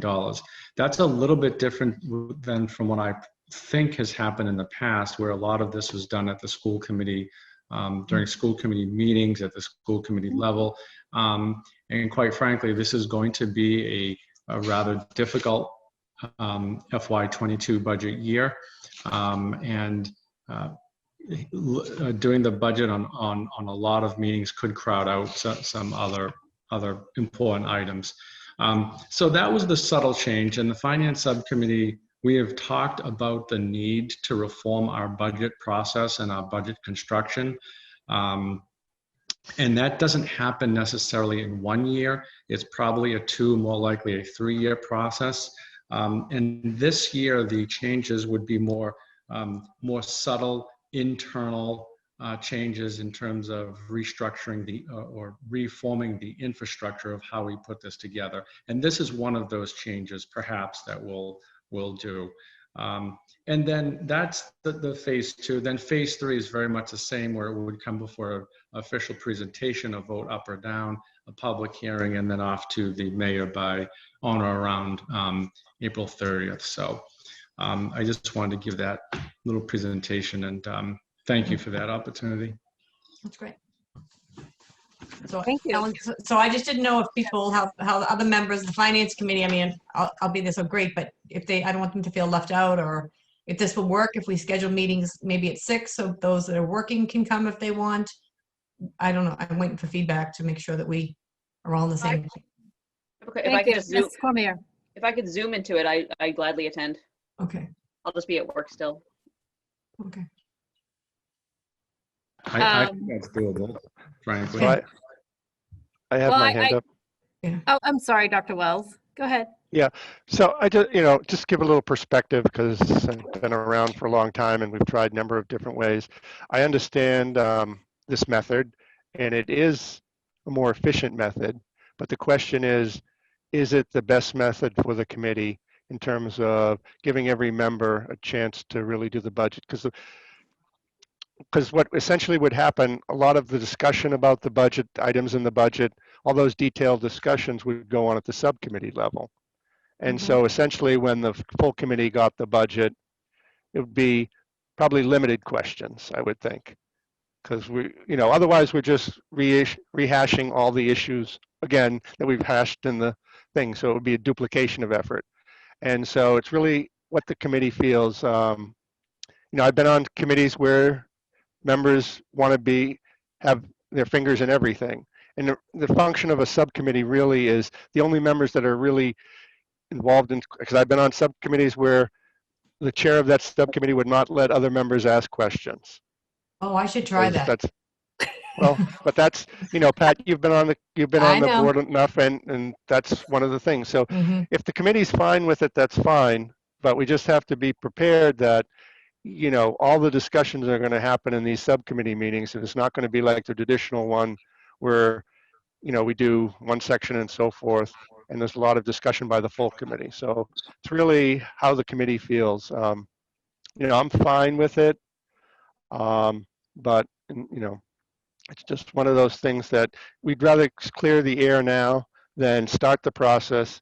And then when they present the budget, we're spending 3 hours rehashing all the debates we had, on subcommittee, because then it's just repetition. I think we might want to think about the possibility of the subcommittee identifies certain select items that really should have full committee review, and we could do that as we're going along. Let's say the superintendent has to cut some area. Now that might be an area that people are concerned about. So when we identify it in the subcommittee, we bring it to the full committee to discuss it and things like that. So if we set up some ground rules, it might work, but I just rather clear the air now so that we don't have problems towards the end of the budget process. And I do appreciate, the attempt to streamline this and do it in a different way. So thank you. Does anyone else have any input on Mr. Alcanada's plan as presented by Ms. Chisholm on streamlining the budget? Mr. Mulrennan. Yeah, thank you, Madam Chair, and to Bob and the Finance Subcommittee, thank you very much. Again, just like Dr. Wells stated, some of us have been around a long time, Ellen, and it's a tedious process for Bob's office and the whole administrative team. So, if the dates are out there, the times are posted, if people had, if their own subcommittee perhaps had a priority from their subcommittee, whether it be a personnel resource or whatever that may be, obviously those items will get, forwarded to that Finance Committee to let them bring it up at their subcommittee on budget. And then, we'll try to follow the best format that, that group presents to us.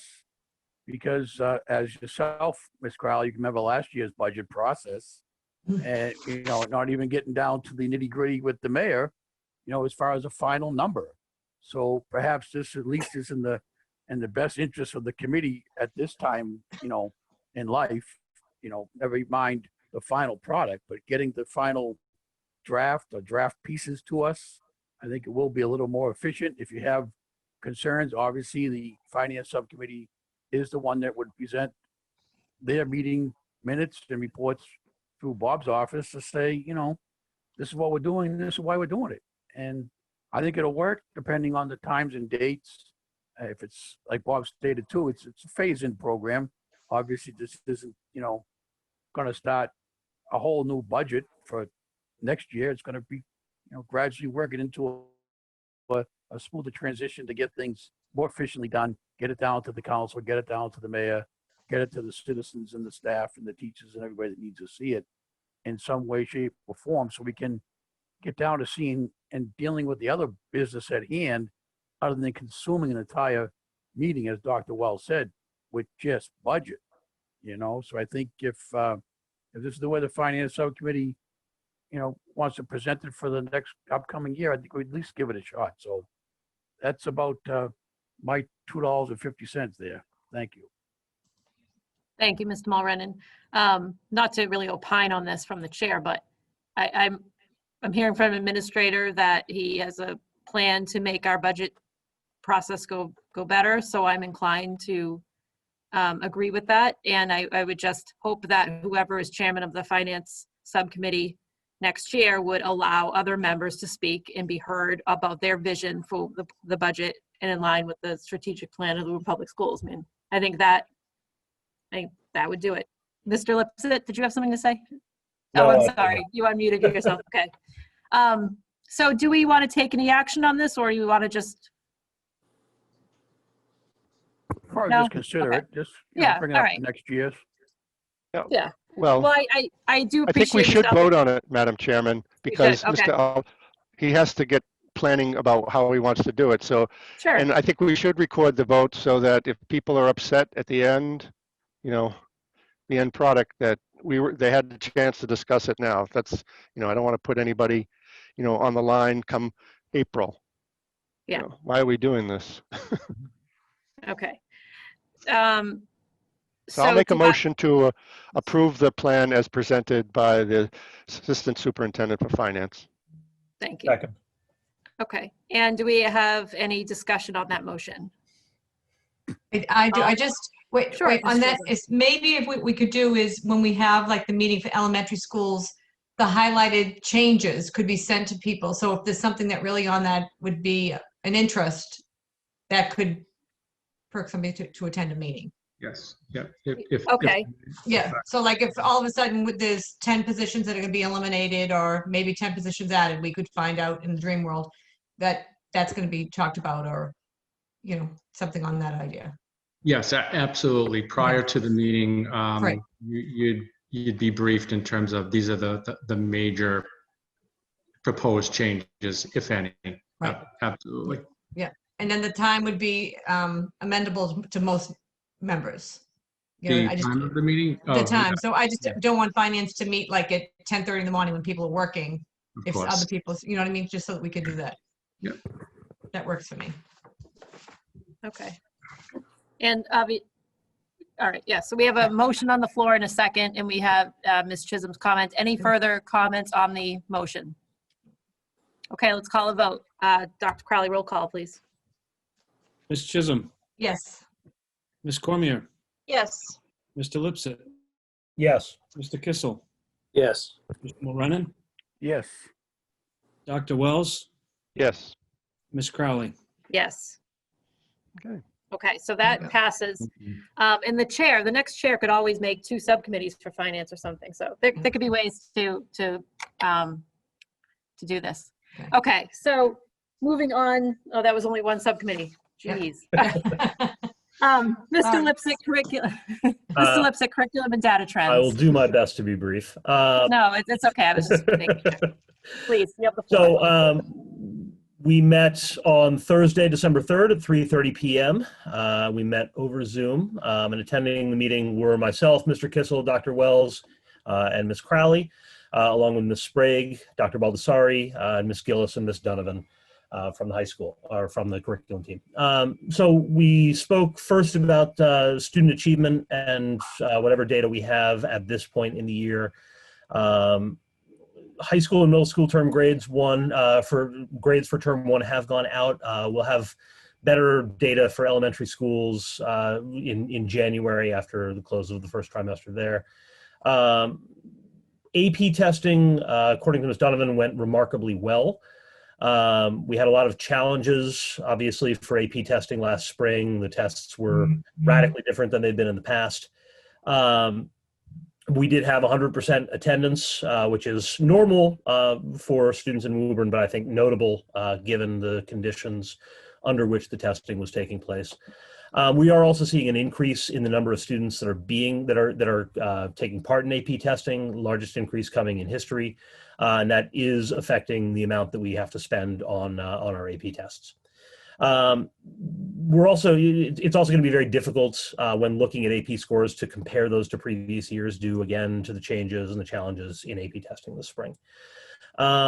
We're still working out some of the details regarding testing for this school year for upcoming AP tests. Obviously, that's a ways away. But if we have current spacing requirements, then it's going to be very difficult to carry those out. We're also looking in terms of how we are assessing social emotional needs, health needs. Dr. Baldessari and Ms. Donovan are planning a family survey for January that follows up on a similar survey from this summer to look at social emotional needs among our students and families. Dr. Baldessari, I don't know if you wanted to speak at all to this. You mentioned as well sort of early discussions on a project to track equity and access across the district. I don't know if that's something that you wanted to do at this point, or. It's great that you bring it up. As of this moment, Dr. Crowley and Ms. Sprague and I are in the process of developing a process. It's close, but it's just not ready yet. I'm looking forward to having information real soon on it, though. Great, thank you. Let's see. Ms. Gillis also joined us to discuss a new writing program, which has been getting good preliminary feedback. It includes a pre and a post assessments for students. So they're assessed at the start of the program and assessed after in order to measure student growth. Teachers are being asked to focus on sort of greatest areas of need in terms of tracking that data. We're also looking at access testing for our English language learners. DESE is currently requiring our students to be physically present in our schools to take access testing, but they are waiving participation requirements for that testing. So it's kind of a mixed bag there.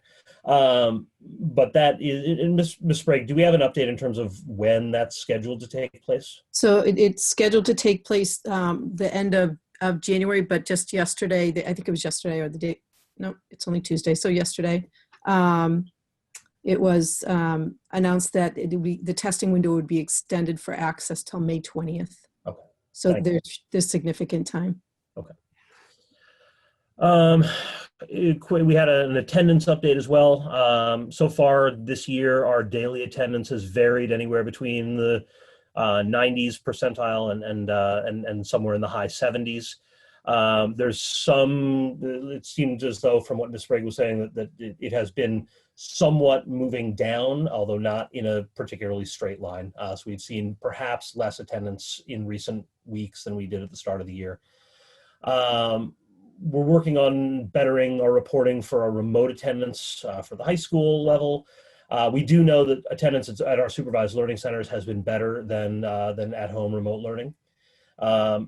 We're also seeing a growing number of families who are talking about doing remote learning without enrolling in the virtual academy, so basically pulling students from in-person learning while numbers are increasing and simply attending in the remote sessions. And that's something that we're sort of working through, and it's complicating in-person instruction to a degree. The last item that we discussed was a proposed resolution, which the subcommittee did vote to bring to the full school committee by a vote of 2-1. And I don't know if you want me to make a motion to debate this now, or simply summarize it and then go to action. Are you saying that you Okay, why don't you summarize what exactly you want the school committee to do? Okay. Great. So the resolution that the subcommittee passed is a resolution that's based on a resolution that was passed by the Mass Association of School Committees at their recent annual meeting by a vote of 121 to 9. So an overwhelming vote in favor. The MASC resolution called on the legislature to suspend all MCAS makeup testing for the for the current school year. So for students who are currently in year of graduation 2022, current juniors, to cancel all MCAS testing requirements from spring of last year. So MCAS was suspended last year. This would cancel their testing that is meant to make that up over the course of the next couple of months. It also went on the MASC resolution and mine to cancel all 2020 and 2021 MCAS testing in total, due in part to the fact that we're simply the data that we're going to be receiving from this testing is not going to be the kind of data that we've received in the past. It's not going to allow us to look at student growth in a way that I feel will be particularly usable. I'm also asking in my resolution to endorse the end of the use of MCAS as a graduation requirement in Massachusetts, that we are asking the legislature to do that. This is basically over the last 20 years or so, we've seen the number of states requiring any kind of high stakes testing as a graduation requirement decline by quite a great deal. I believe Massachusetts is one of only 10 states now that requires the use of high stakes testing as a graduation requirement. It has kept, by my count and by DESE data, last year 900 students across the Commonwealth from graduating with a full diploma as opposed to a certificate of completion. And we're talking about students who are overwhelmingly students with learning disabilities, students from low-income backgrounds, students who are learning English. So it is preventing some of our most vulnerable students from graduating from high school. This has also affected Woburn students. I believe we had 3 such students last year alone. I'm sorry, not last year, but the last year that where MCAS might have submitted this. So, we're talking about testing that is harming some of our most vulnerable students, and a lot of the data that we have on MCAS shows that as well. So I'm asking we end use of MCAS as a graduation requirement. I'm also asking that we, in this resolution, call on the legislature to develop an alternative assessment, which would be more holistic and which would allow us to do assessment and accountability while also taking into account things like social and emotional health, things like readiness to learn, and align better with with what we know about best practices for assessment. So instead of the type of assessment that MCAS has been, look at a more project-based system, a more sort of authentic method of assessment. And finally, that to that end, and this was also in the MASC resolution, to place a 3-year moratorium on MCAS while an alternate system is being developed. So that was the resolution that I put in front of the subcommittee. We had a vigorous discussion on the resolution. And I'll certainly, I imagine that that members will speak for themselves in terms of what their views on it were there. But that was the resolution. So I guess I would like to end with a motion to approve that resolution to the committee. I have a motion. Does someone want to second it just for the purposes of discussion? Okay. Second, sorry, second, I was muted. Okay, so we have a second, but I really want to table the motion for a minute because I do want to hear from Dr. Crowley as if there's any updates on MCAS as of today, and any other administrator that would like to opine on this before the school committee debates it. Yeah, just very brief. Madam Chairman, Yeah. just a point of Thank information. you, yes, thank you, Dr. Wells. I think we really, this is a school committee, and I Yes. don't really want to involve the administrators in a school committee Okay. debate. I think that's Yep. inappropriate. Yes, I didn't know that Ms. Cormier was going to second the motion. Okay, so, all right, let's debate the motion, and then I Would you like me apologize. to table? Would you like me to table my motion for a I'd like moment? you withdraw the motion so we can just hear any updates on Absolutely. MCAS. All right. Thank the you. motion, Consider the motion withdrawn for now. Thank you. Hey, Dr. Crowley, can you give us an update on where we are with MCAS, like right today? Yeah, just Ms. Sprague alluded to it earlier with the access testing, the window being pushed to further in the spring. The current juniors also, they were scheduled to be, MCAS was scheduled to occur in January, February. That has been pushed off as well to later in the spring.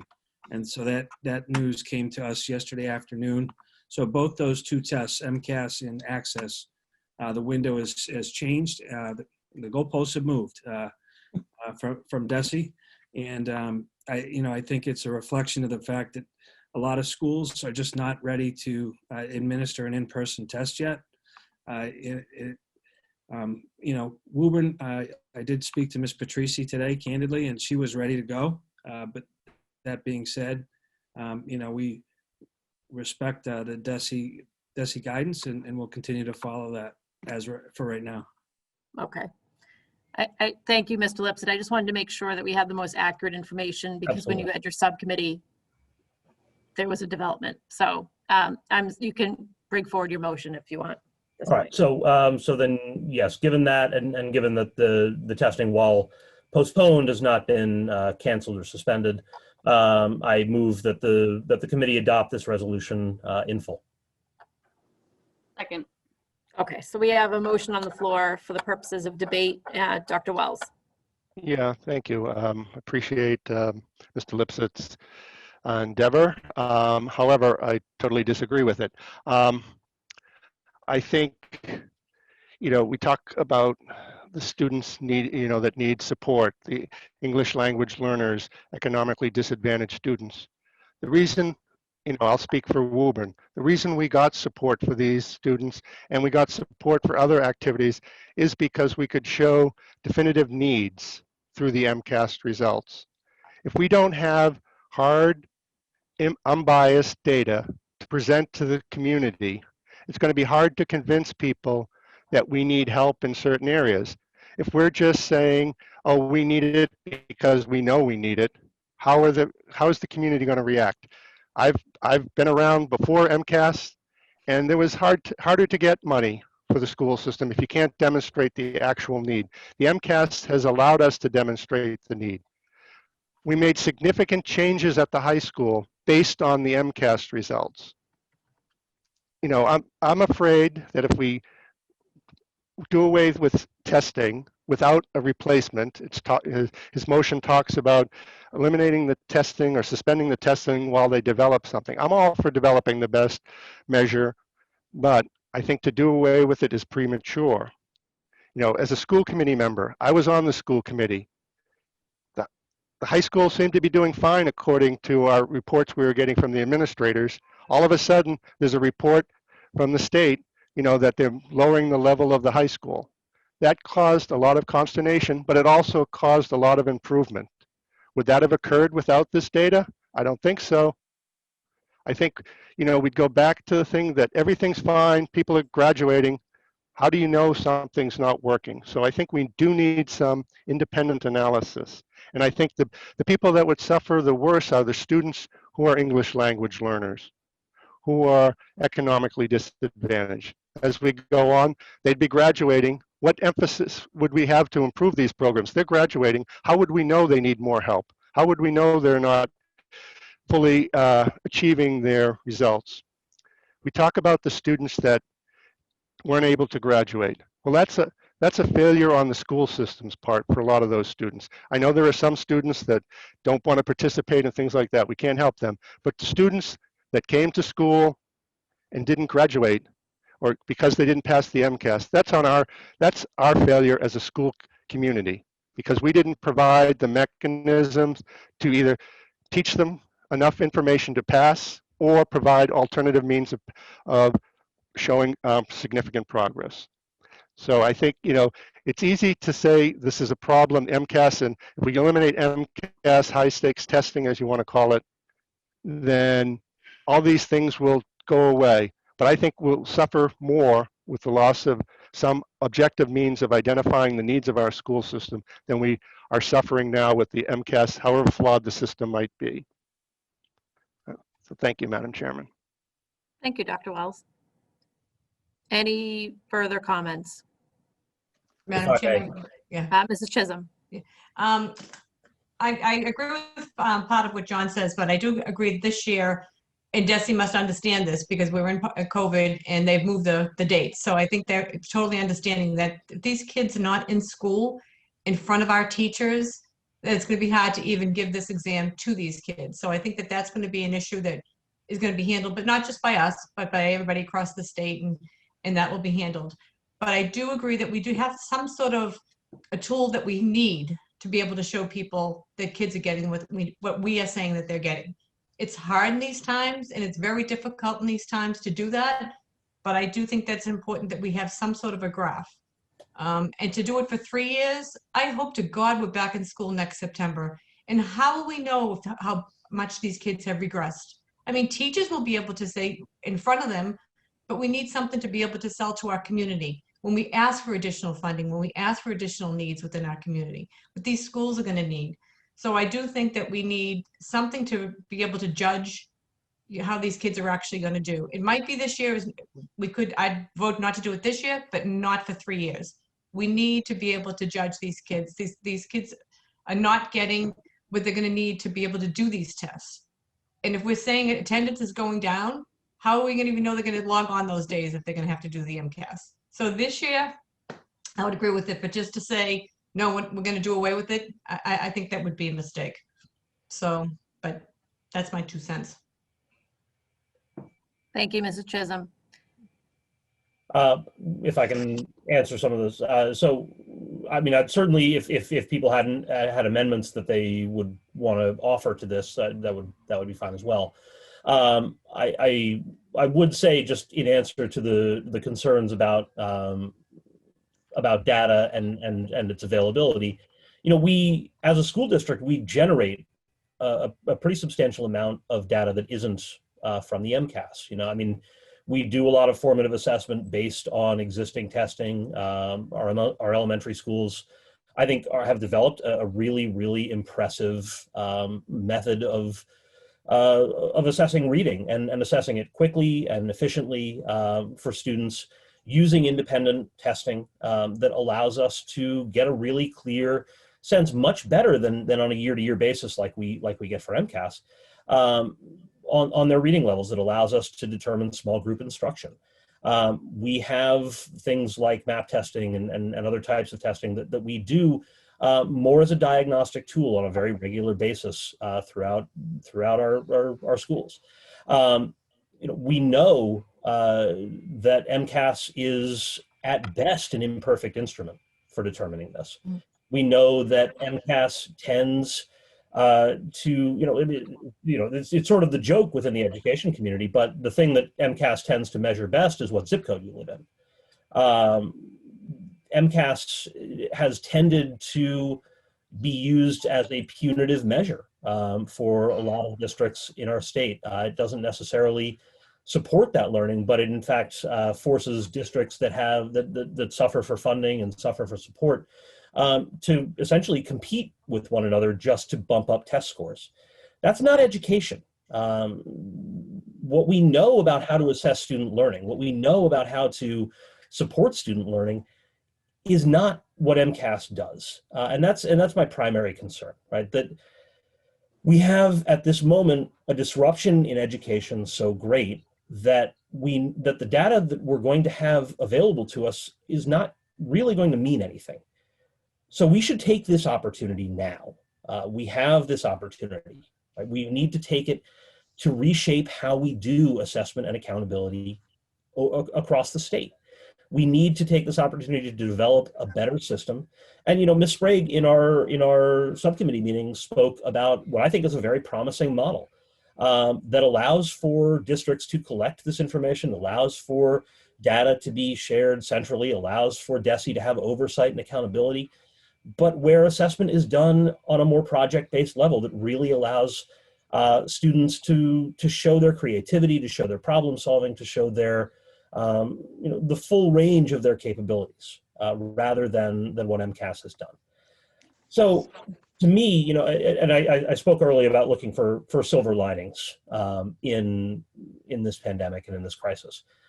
I think this is an opportunity, and I think, you know, the vote that MASC took, which was an overwhelming vote, well over, I mean, I think we're talking about an over 90% vote here, that there's support statewide for really taking a hard look at what we're doing with our students and with our assessment.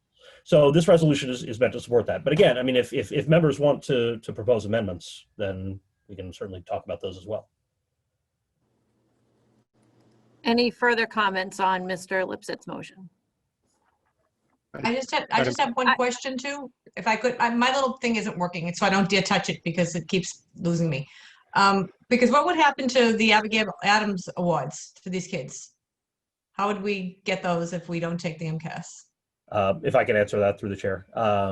This was discussed at MASC as well. And I think, that is, the John and Abigail Adams scholarships are fantastic opportunities for students. I'm quite sure that the legislature would be able to find an alternate means of awarding those without MCAS data to work it off of. Okay, so what I'm seeing, Madam Chairman, I wanted to. Yes, Dr. I Wells. wanted to follow up. Of Yeah, course, go so ahead. I just wanted to comment about, this year. And last year I voted, I was supportive of not having MCAS because I agreed. Last year we did not have a learning system in place. This year we do have a learning system in place. We should see how well it's doing. And this is a way we can. So, I think, MCAS may be needed more in a sense to get an assessment of how things are going with this learning system. Because we don't know what the future holds. We don't know if how long this learning system, or whether we'll have to reenact this learning system 5 years down the road. So we should find out what the strengths and weaknesses are. And really, we need objective information to evaluate systems. It's good to talk about subjective testing and so forth. I know we do a lot at the elementary schools, but when we look at the middle schools and the high school, how much testing do we do independent of MCAS to get a view of how our students are doing? I think very little. At least that's my perception from being on the committee, because most of the reports we hear about the internal testing is at the lower grades. And I may be wrong, and the administration can correct me, but I think this is a means of seeing the system that we've put in place. Where is it working? Where is it failing? What can we do to help it? And I'm sure, the state's looking at it, and they're going to take all the things that are happening into account in terms of graduation. But I think, to say we don't want to do the testing this year when we have an education system in place, I think would be a little short-sighted. Thank you. Thank you. What I was going to say is this vote does not seem like it's going to be unanimous. And so it doesn't really reflect the position of the Woburn School Committee.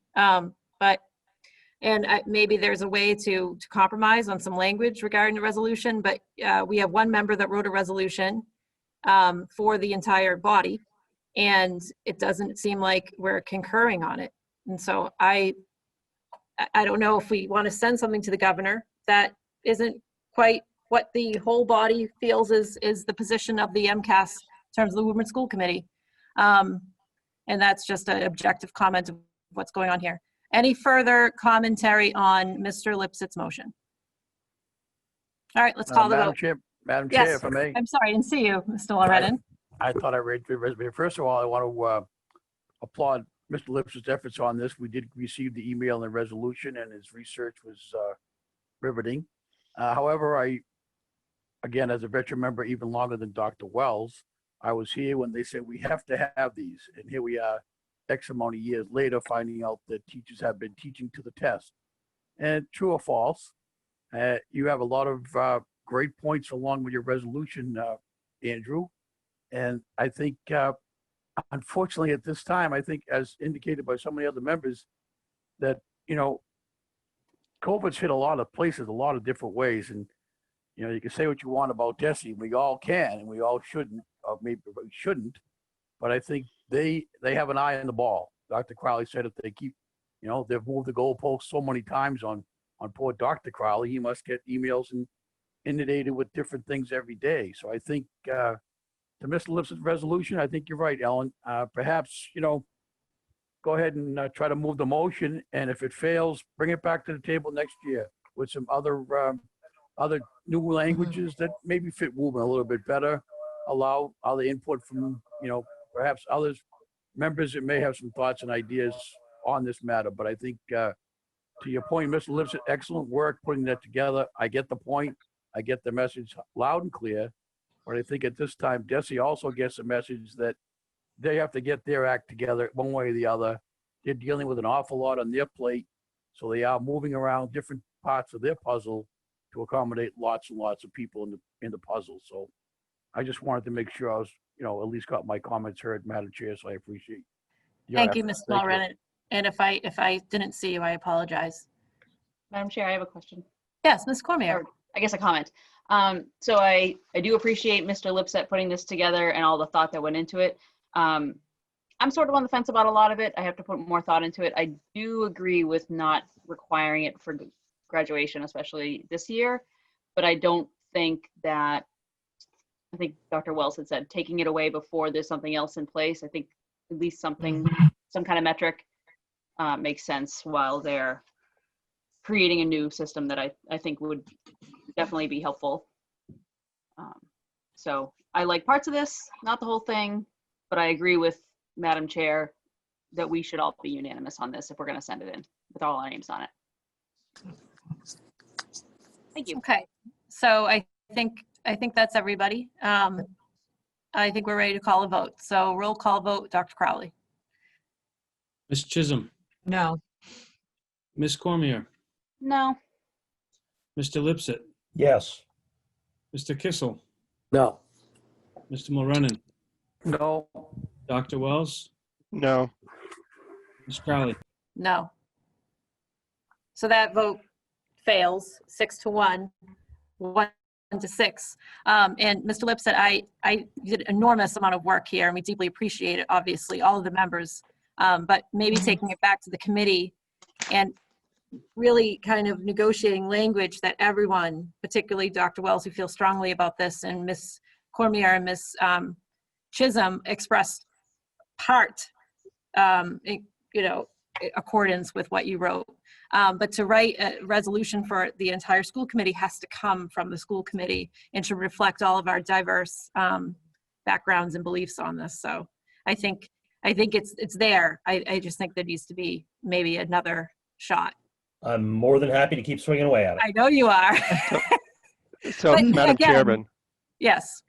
so since I'm probably the most vocal, I think one thing we can all agree on is the development of a new assessment system. And so maybe that would be the starting point, and see how, work from there and see, how much he can expand it to include all the members. But I think we, my feel, I could agree on that, and I think we all can. And so maybe use that as a building block. Yes, and I think that Ms. Lipset was very brave, because I know this is something that he feels very strongly about, and he did it. So I think that's awesome, and we should all be proud of him. But I think, it's a good exercise to get consent from the entire body, if we're going to send something to the governor. Yeah. We have to be. Us. All right, so that concludes that. That was great. I really appreciate everyone's intelligence and cooperative deliberation. And that's only the second subcommittee. So personnel, Mr. Madam Mulrennan? Chairman, on Dr. that, Wells. to the administration, we were supposed to get the subcommittee, at least had asked for the AP test results. I don't think we've received those yet, because we talked about it, but we didn't get the actual data. So if I can the forward that administration on to you. I can Thank get you. that to you. Yep. Yeah, thank you. Thank you, Ms. Sprague. Thank you, Dr. Wells.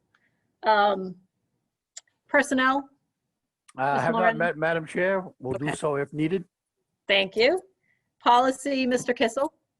We have not met, but I will be talking to Dr. Baldassari about some upcoming policies I'm sure he has on the table. Thank you. Resource and Capital Planning, Dr. Wells? They continue to Sorry, not- we haven't met. Okay, great. Student Service and Achievement, Ms. Cormier. Yes, thank you. We met remotely on Friday, December 4th.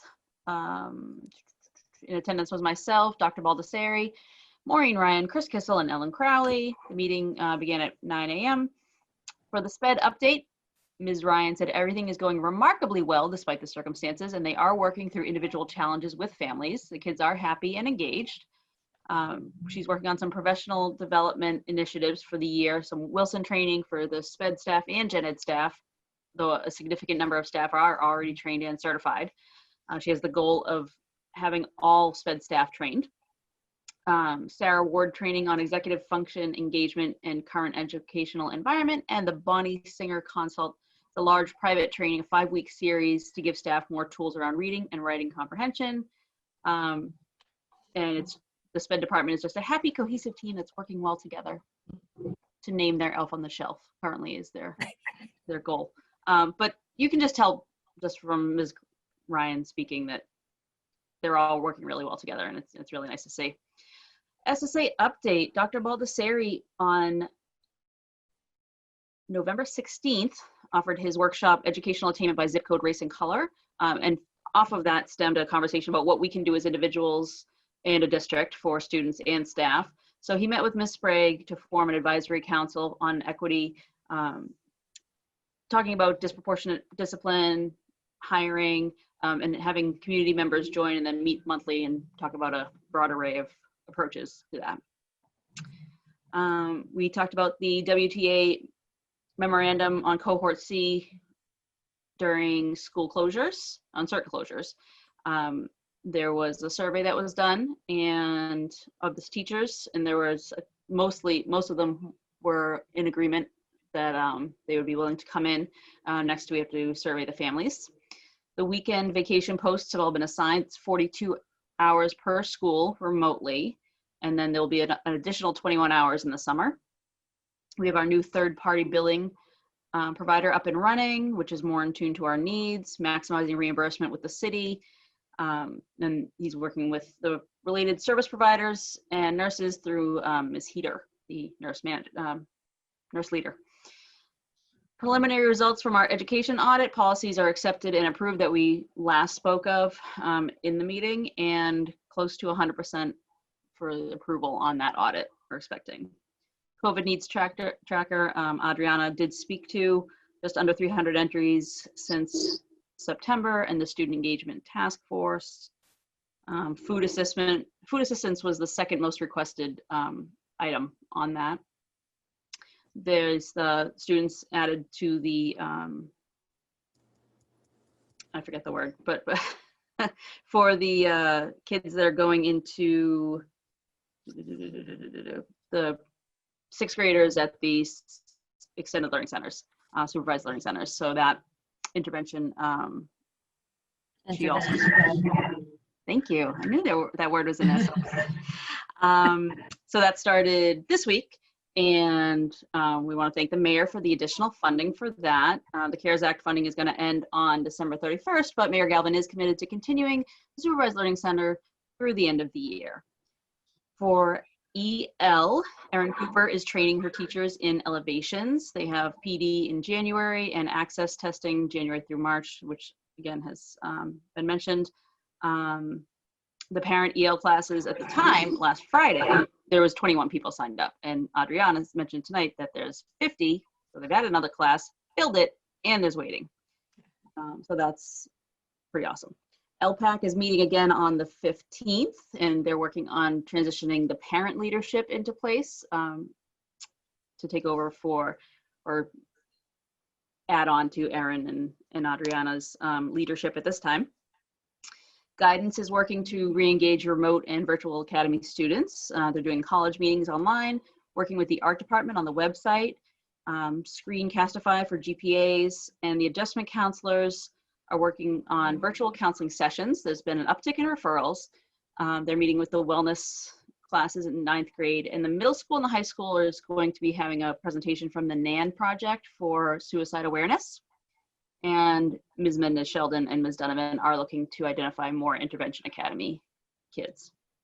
CPAC was unable to attend, but they did have a meeting tonight where they discussed planning some programming for the coming year with the Boys and Girls Club, the police department, hopefully the Woburn Public Library, if they're able to get them to attend, to sort of talk about different programming and things, and really get a lot of information for the parents as they do. And the next meeting, I believe, is January 12th for CPAC. And we adjourned at 9:45 a.m. Thank you, Ms. Cormier. Thank you. There was I'm also, sorry, one thing before you oh, end. sorry. Yes, Yeah, please. real quick, Adriana's texted me a couple times to make, she feels, she forgot to mention one person who's helped with the Intervention Academy, and she wanted to make sure that that everyone knew that Linda Riley was also assisting her, and that she's really grateful for her support. Thank you. Thank you. And thank you, Ms. Minda Sheldon, being so thoughtful. Not Intervention Academy, it was the Student Engagement Task Force, but thank you. Thank you. That was very nice of you. Ms. Cormier, you, I believe the group also, and I just want Mr. Lipsett to hear this because I know he wants to, that the group touched upon the MCAS alternative portfolio. Mm-hmm. And I just want to make sure that's in Mr. Lipsett's sights. Yes. Because I believe, just observing your meeting, it was the special ed director did not find these tests to be very helpful. Yes. So I know, Mr. Lipsett, that was not mentioned in your reso, but now you have a new sentence. So chat with Let Ms. it be Ryan. known mine was inclusive of MCAS alt, but yes. I know it was, but that was a particular target of the director of special education, Ms. Maureen Ryan, really advocating for her staff that these portfolios are very time consuming. So I thought you'd want to hear that. Thank you for that. You didn't know. Okay, so I think I that have a concludes. question. Yes, Dr. Wells, you have questions for SSA? Of course. Yeah, I just wanted to know through the administration, since we had signed that new memorandum of understanding with the teachers regarding the cohort C, was that implemented at the high school, and how did that work out? So the quick answer is it was not implemented for this week because it was too soon a turnaround for that to happen, but it's ready to go from now on. If it happens again. It happens again. Okay. And the only other thing I would ask is that the administration if we start implementing it, that the administration track if there are outbreaks among the staff that are working with cohort C and the students, so that we can look at that issue if need be as a safety issue if we're asking those students to come in when others aren't. So thank you. Absolutely. Thank you, Dr. Wells. Good point. Appreciate that. Any further questions for SSA or any of the subcommittees? Great. Future agenda items.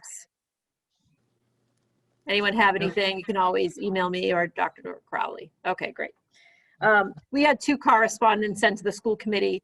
One came after I published the agenda. Valerie Palmer O'Brien and Karen Martell both expressed similar issues in which they were a parent, I'm not saying that it was them, but if a parent decides to keep their children home due to the outbreak and sort of a family-directed quarantine, they felt that there should be an alternative education offered to those kids. So I forwarded the emails to Dr. Crowley, and he will look into it. So I just wanted to make the committee aware that there's that concern out there in the community.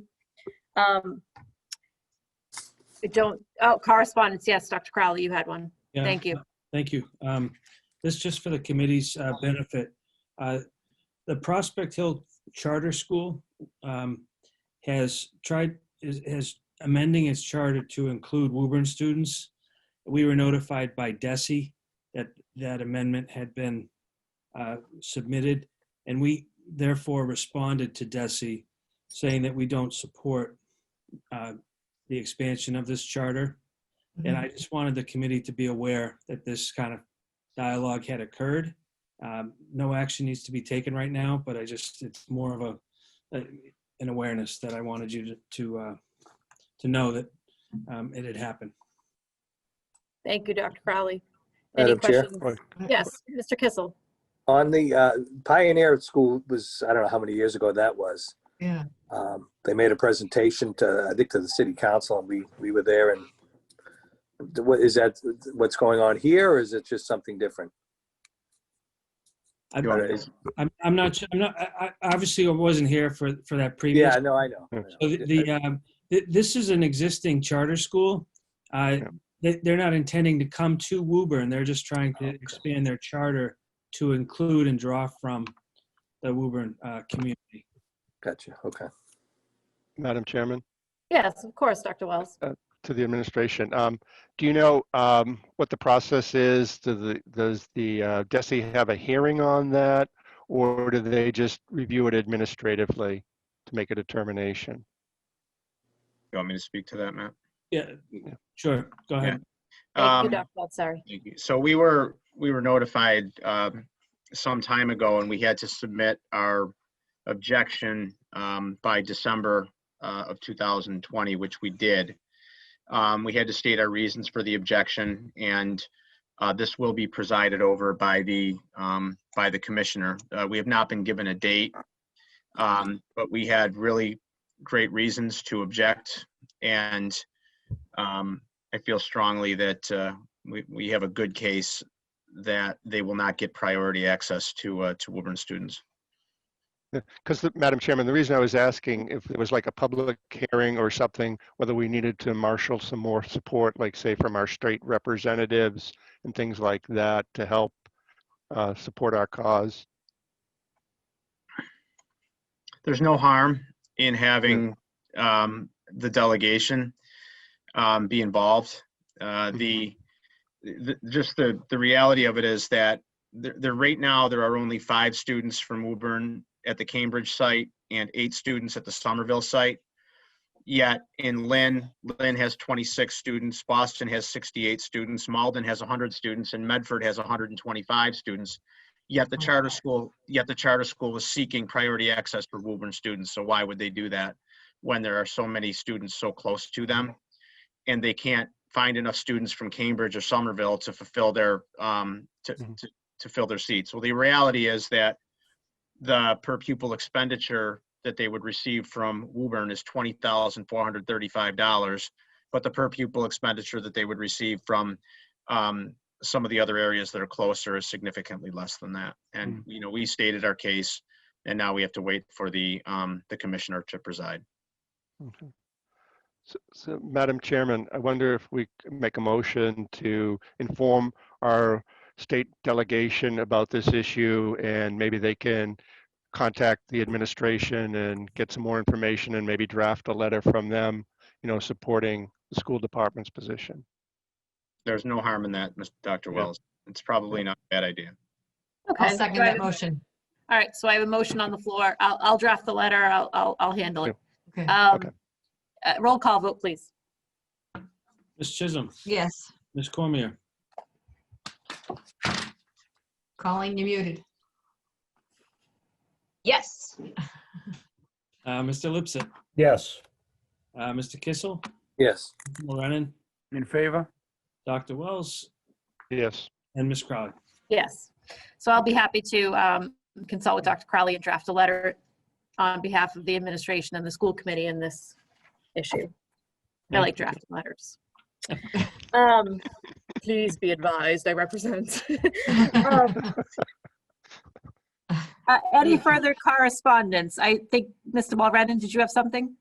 Yes, Madam Chair, if I may, I believe we all received an update. I don't know if you want to call it a report, but just an update from our Recreation Commission representative, Mara Embler. If I could at this time, have you just please enter that into the minutes for tonight's meeting, along with those 2 correspondence you made mention of earlier. Just make a motion that those 2 items earlier and Mara's report be presented into the minutes for tonight's meeting, please.